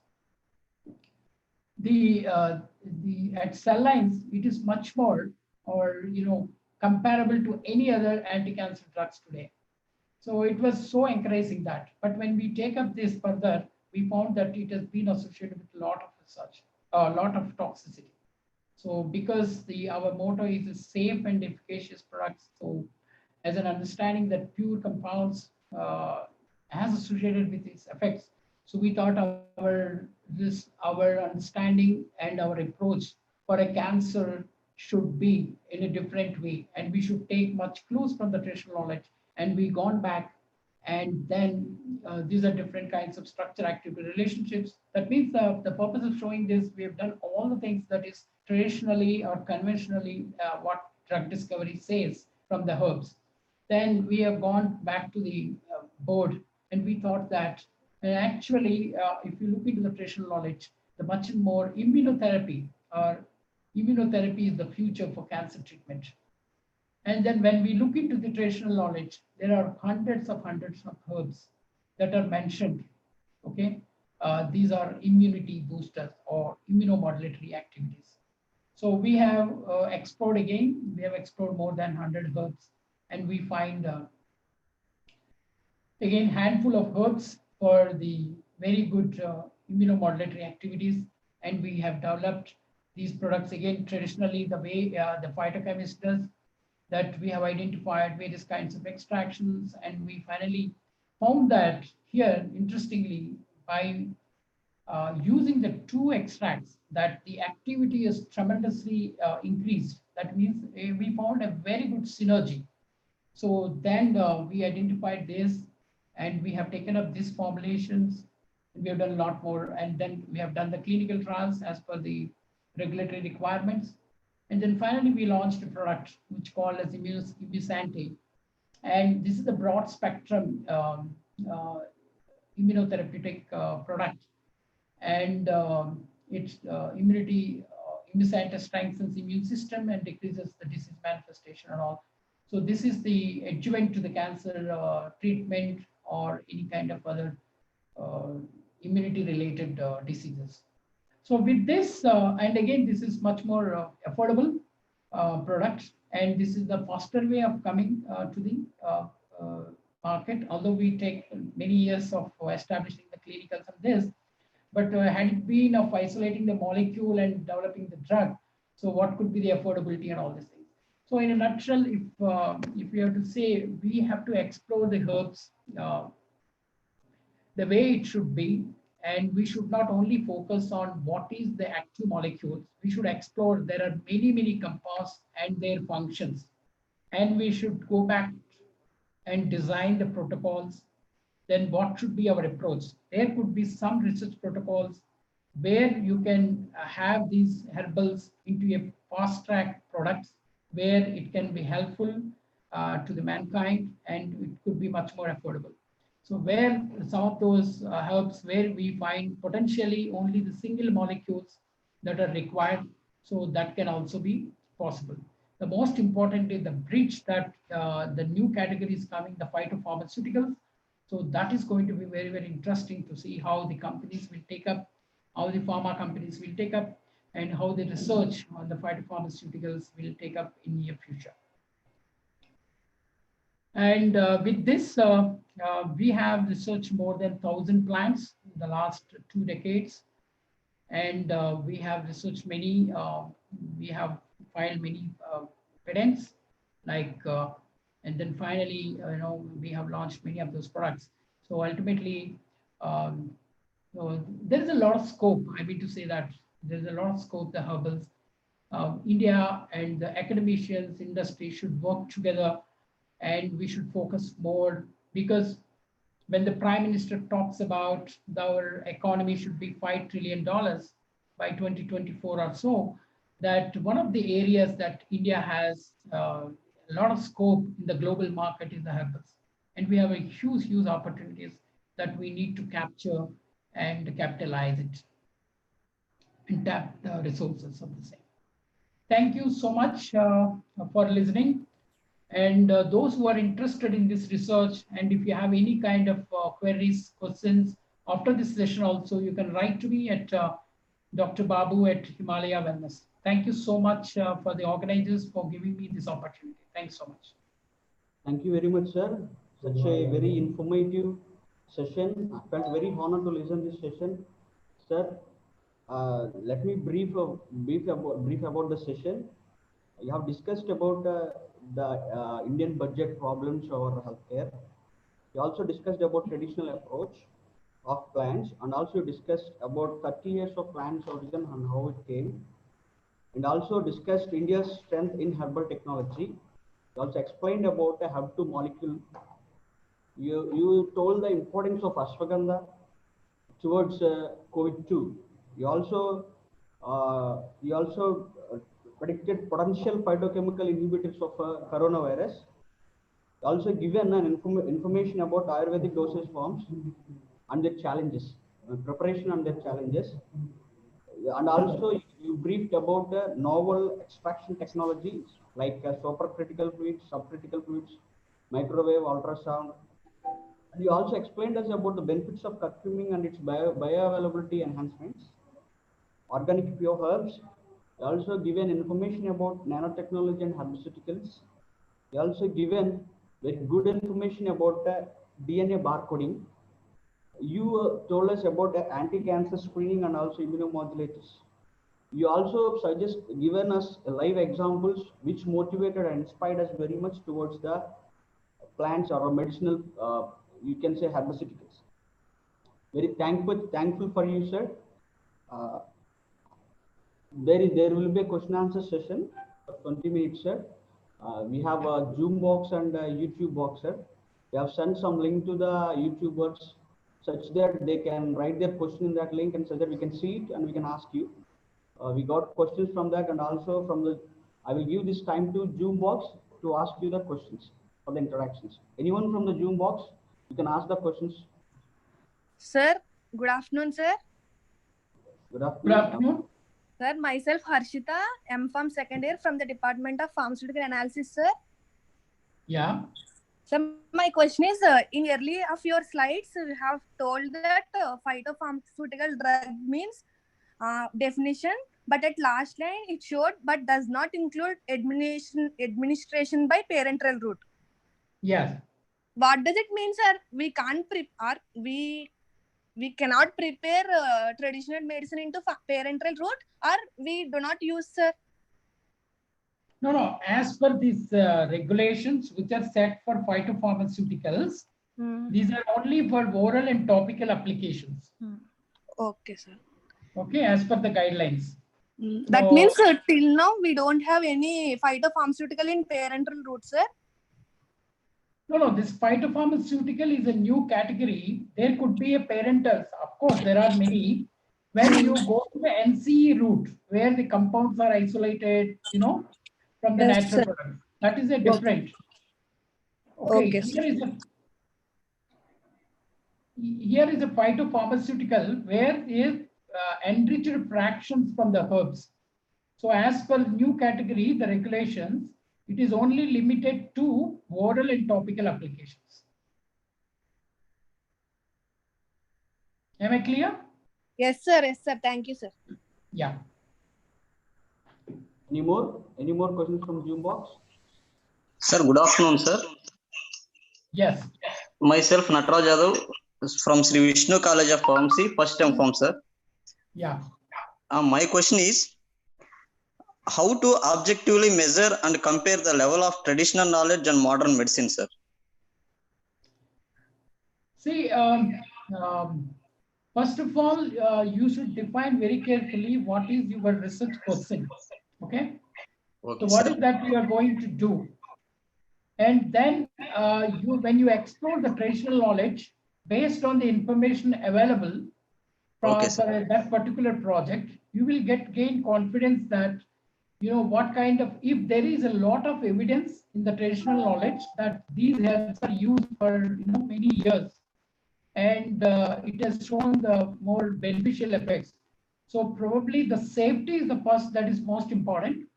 Then you can take, yes, suppose, which is unlikely, but you take a herb where you find a bioactive compound and its percentage of bioactive compound in that particular herb is more than 10% or 20%, which is very, very unlikely. Okay. Then it is easy that you can develop a pure molecule through NCE route quickly.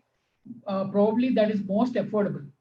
But again, as I said, you know, when we develop that, there are a lot of other issues like, you know, developing into new dosage forms, you know, bioavailability issues and toxicity issues, contraindications and all. That all will take time to establish. But if you find that from the traditional knowledge and you, with your own experiments like preclinical, all these things, then we find that it is very good to go as it is showing more efficacious or safe, then we can establish a doses for this particular formulation, and we can do the clinical trials. So that is where we have to see. Okay, sir. Thank you, sir. Thank you. My another. Yes. Any more questions? Sir, good afternoon. This is Ganesh, sir, a faculty assistant professor from Sri Vishnu College of Pharmacy. Yeah. Sir, thank you for the valuable information and different techniques. Sir, my simple question is, as you said that in herbaceuticals preparation, you are using the plant extracts with metal salts.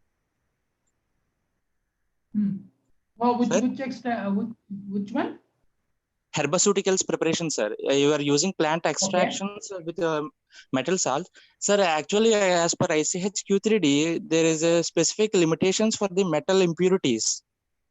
Yes. So how far can we suggest that metal salts can be used for the intake of this kind of? Yeah, I'm not saying. I was saying the traditional knowledge. There are a lot of basmas that are reported. Okay.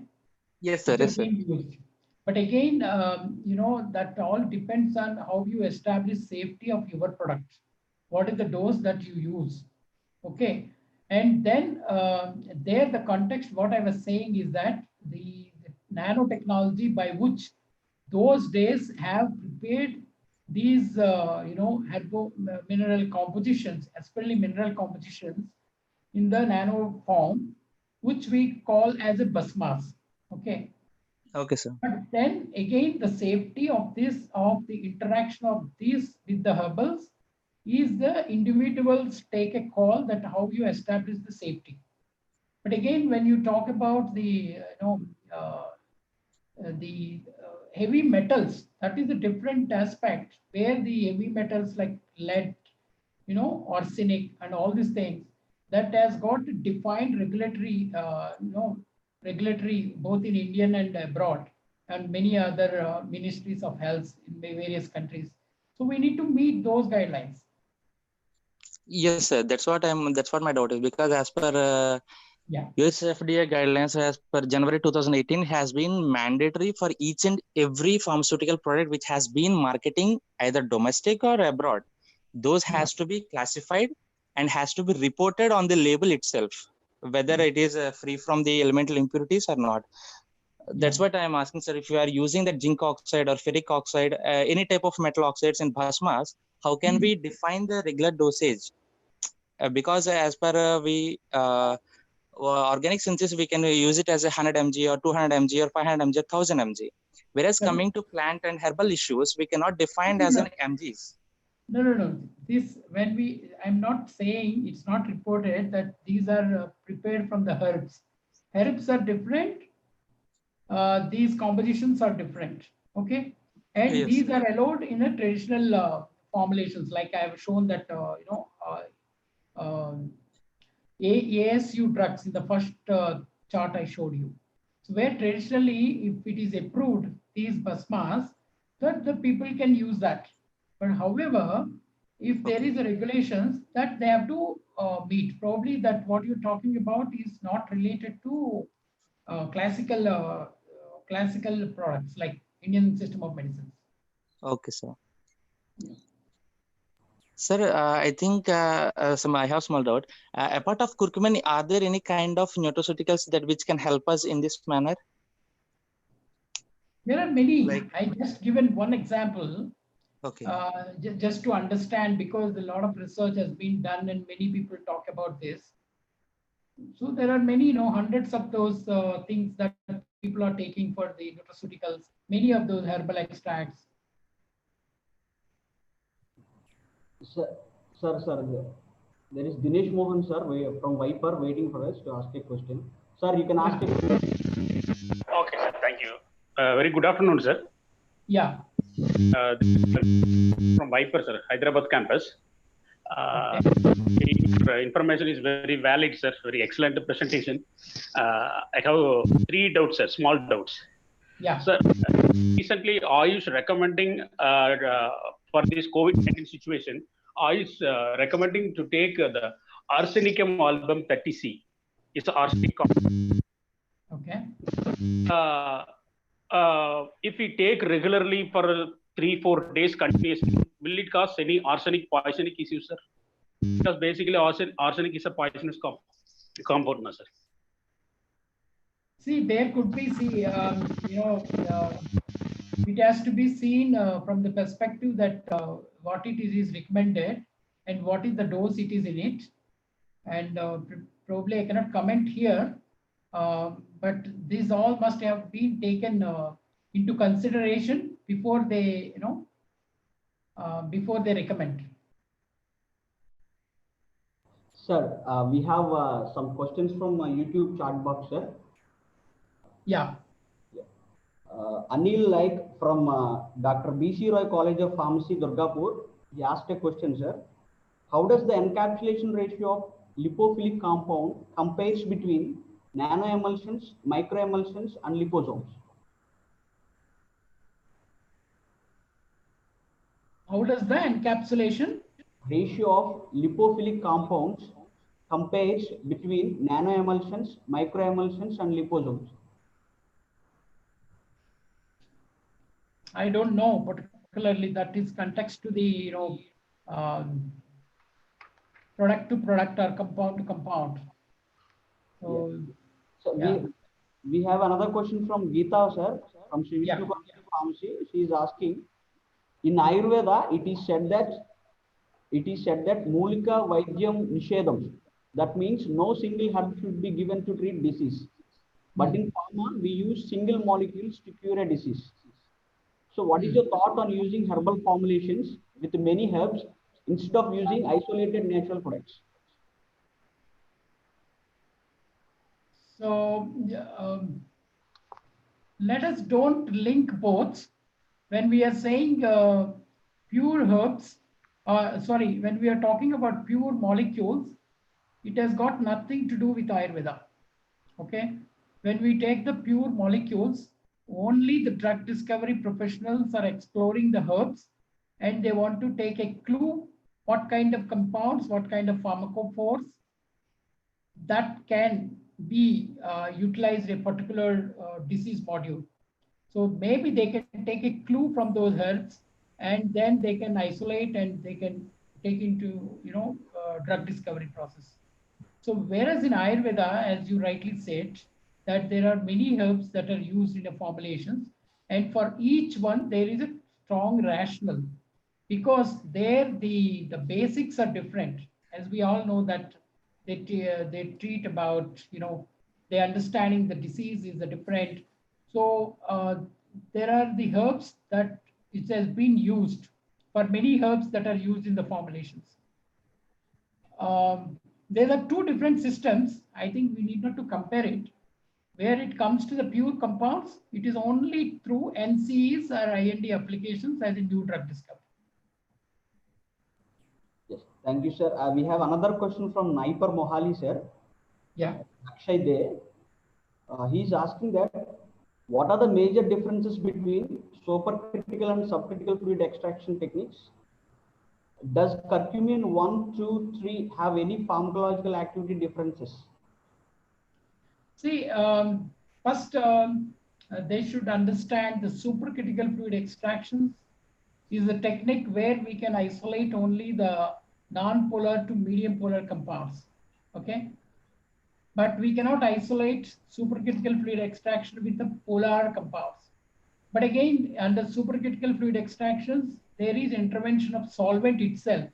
So there are ways that people use solvent also in the supercritical fluid extraction and they extract.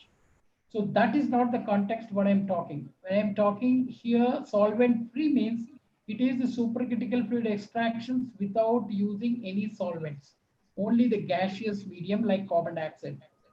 So when we say supercritical fluid extraction, for example, take turmeric, take ginger, okay, take ashwagandha, take andrographis. In all the cases, supercritical fluid extraction will give, like, turmerols, a little bit of curcuminoids, gingerols, betanoloids, and andrographite.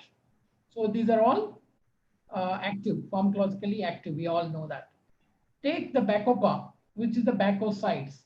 Okay, take the triples, which are the saponins. Take the shatavari, which are the saponins.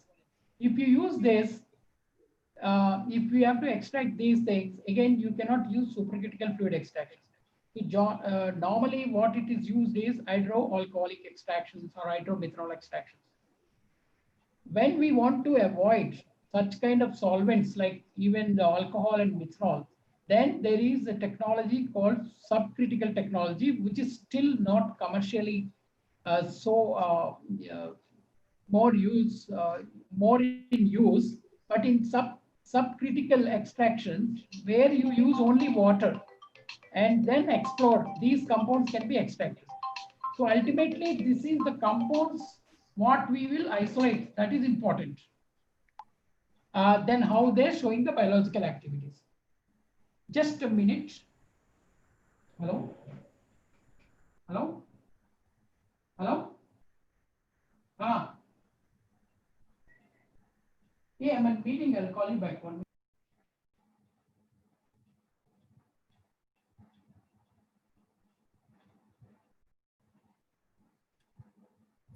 Dr. Ravi, it is in mute now. Yeah, Understand. Yeah. Good. Is it clear? Please check with him. Yes, sir. I think so. It's very clear. Yeah, yeah. Sir, one more last question, sir, from Dr. Nataraj, Vishnu College of Pharmacy. Sir, how he's asking how to validate traditional herbal medicine and what are the steps in drug discovery in herbal medicines? How to validate? Yeah. So you have to take the clues from the traditional knowledge. So yeah, nobody say that the knowledge which we have in classical textbooks you can directly take and develop as a drug. Okay. The validation again two things. If you see the classification of drugs, what I said, if it is mentioned in the classical textbooks or scheduled books, a particular herb is useful for a particular disease, particular process. So you have to get those herbs and authenticate, follow the same process, and that can be useful as a classical preparations. However, because it has been used for the many hundreds of years and safety is established, probably you need not to do any safety. And you are also proposing for the same indications. You are not showing any new indications.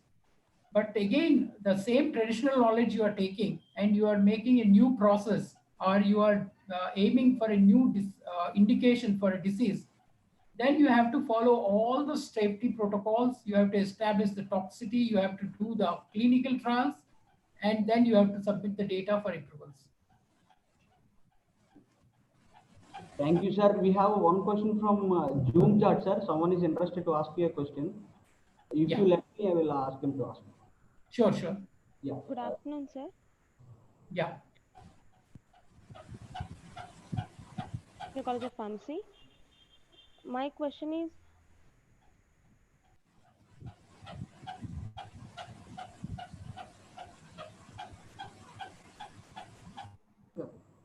good afternoon, sir. Yeah, it's audible. You can speak. My question is, traditional medicine has always been a boon to the mankind. In this regard, how can we still rely on indigenous medicine when we are widely using modern medicine? Please explain, sir. See, what we are saying is, whether it is indigenous medicine or traditional medicine, if it is scientifically validated and its safety and efficacy is established, and I don't see any difference between a traditional medicine or a modern medicine, as long as you establish the scientific relevance and safety and efficacy. These are the two ways of working. But ultimately, if the safety is established, it is going to be used through clinical trials. So this is okay. Okay, sir. Thank you, sir. Thank you, sir. Good afternoon, sir. Yeah, you can ask the question. Yeah. Good afternoon, sir. Myself, Sri from Sri Vishnu College of Pharmacy. I have a single doubt, sir. That what are the challenges of international collaborations involved in drug discovery from natural products, sir? I don't see any challenges for the collaboration with the drug discovery in natural products. And in the recent times, it is much more opportunistic. Like there are many, many institutions across the globe. People are working on natural products, and trust is improving. Trust is increasing on natural products. So you will have a lot of institutions where the people are working on natural products. Thank you, sir. This is such an informative session as that every student has participated and also involved very much, sir. We also enjoyed the session very much. Thank you for giving your speech or for sharing your views for us on this webinar. And I also thank all the staff and supporting staff who supported this webinar. I request our director, sir, to give a closing note on this regard. First of all, thanks a lot to Dr. Babu for his time. He spent now almost 2 hours, 45 minutes or so.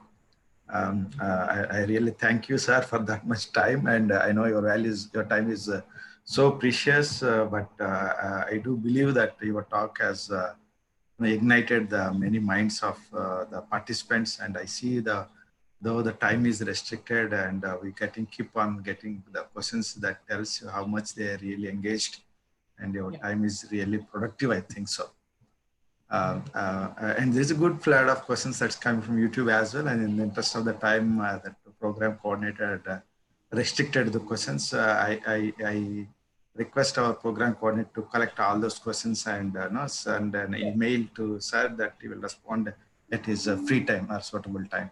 Okay. I really personally enjoy your talk, and because we talk more and more on the modern science or the modern way of discovering the new medicines, but there is. Yeah. But there is an increasing interest, rightly so, either in India or from the Western part, also Western countries. More and more European countries are also now looking forward for India, because everyone is running out of great ideas, are running out of the leads to start the drug discovery. And we are rich in natural source. We have natural source from under the water, which is sea, and we have enough and diversity of climate. All kinds of climate is there in India, where it is from the forest to the continuous rains, which is non-stopping, to the where we have with snow on the other side, which is in Himalayas. So we can collect the herbs from the Himalayas and on the ground and off the ground. And that kind of diversity, I think only India has that diverse nature and diverse culture of people, diverse ethics and ethnics. So that makes very unique, and we have that burden now to utilize that burden as an opportunity and make use of it. And your company and your leadership is rightly utilizing it. So, and the points that you mentioned, like reductionistic versus holistic approaches, I think we all should keep both the approaches intact and use it rightly. So that way you mentioned, NCE is not always a good option. You can use probably a powder, or you may use an extract also.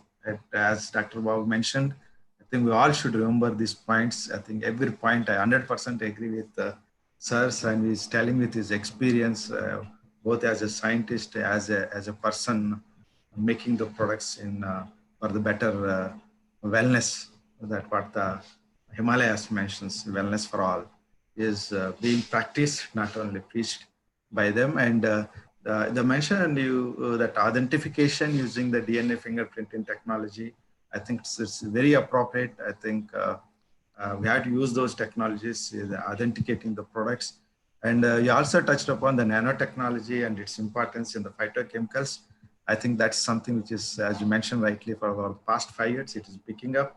And even SVCP, Vishnu College of Pharmacy, we have a nanotechnology lab, and so we do have the particle size analyzer now, and we have collaborations wherein we can even use the SEM analysis to characterize the particle size. And we have few faculty who have got a PhDs using these phytochemicals, especially using nanotechnology, and published in very high rating journals. And we are on the course using that technology from a college side. I want to inform you from your information, wherein I see that basmas are there for traditionally in a long way, and they do our nanoparticle principle. And I think we should also start characterizing some of those basmas as a project work for a PG student or a scholar, and see that varying size basmas, how they are affecting the activity and as well as the safety. So that could be a wonderful PhD for many students can work on that idea. Yeah. Because as I said, in traditional, although the process mentioned, but when different manufacturers does this, so we should know that what are the analytical parameters that we should imply, like we should put into to see the quality parameters. Right. So it reminds me, when you're talking about this, even Mr. Anil Kumar from Pharmaceutical department is using the basmas as a treatment for peptic ulcer. So his work is going in animal models of ulcer and testing the basmas, how they work. So that's one of the PhDs going on now. I think similar way we can use it, some of these ideas and explore their potential to the fullest. I'm really impressed, sir, for the work that is done with Leaf 52. That is the product hepatitis B. I think that's the best example for today's talk as an affordable medicine. Where is $1,800 versus the $82 product? I think that is several fold cost reduction, and it's effective. And that's the approach that we as Indians should start working, whether for not only for this hepatitis, probably for every indication. Because many patients are not able to, especially for cancer, we need more medicines, because these cancer medicines are so costly. And if you can make that immune sante, which you mentioned, I think you mentioned as it as immune adjuvant, Babul, if you can do more work on that using the specific cancers, and you can focus or define it for specific cancers, that will be a great potential for the future direction for your Himalayas company. So I saw your work on some of the cell lines using cancer cell lines. I saw you have some MCF7, MDMB, and the colo cells, which are for breast cancer, and some are from colon cancer. So if you can focus this immune sante and its effects in vitro, as well as its potential in proper screening models of cancer, and define it rather than a generic immunostimulant or immune adjuvant, rather a specific cancer. If you can understand the mechanistic parts of it, that will be a great help. In fact, I have been in research for 6 years on immunotherapy, and that's one of my favorite research area. And probably maybe we'll discuss it off late, how we can work together and maybe use that potential. And maybe we can send some of our project students to you, and we can guide, and using your facilities, we can do some projects in that direction. And same way, and my expertise in respiratory and other autoimmune disorders like arthritis.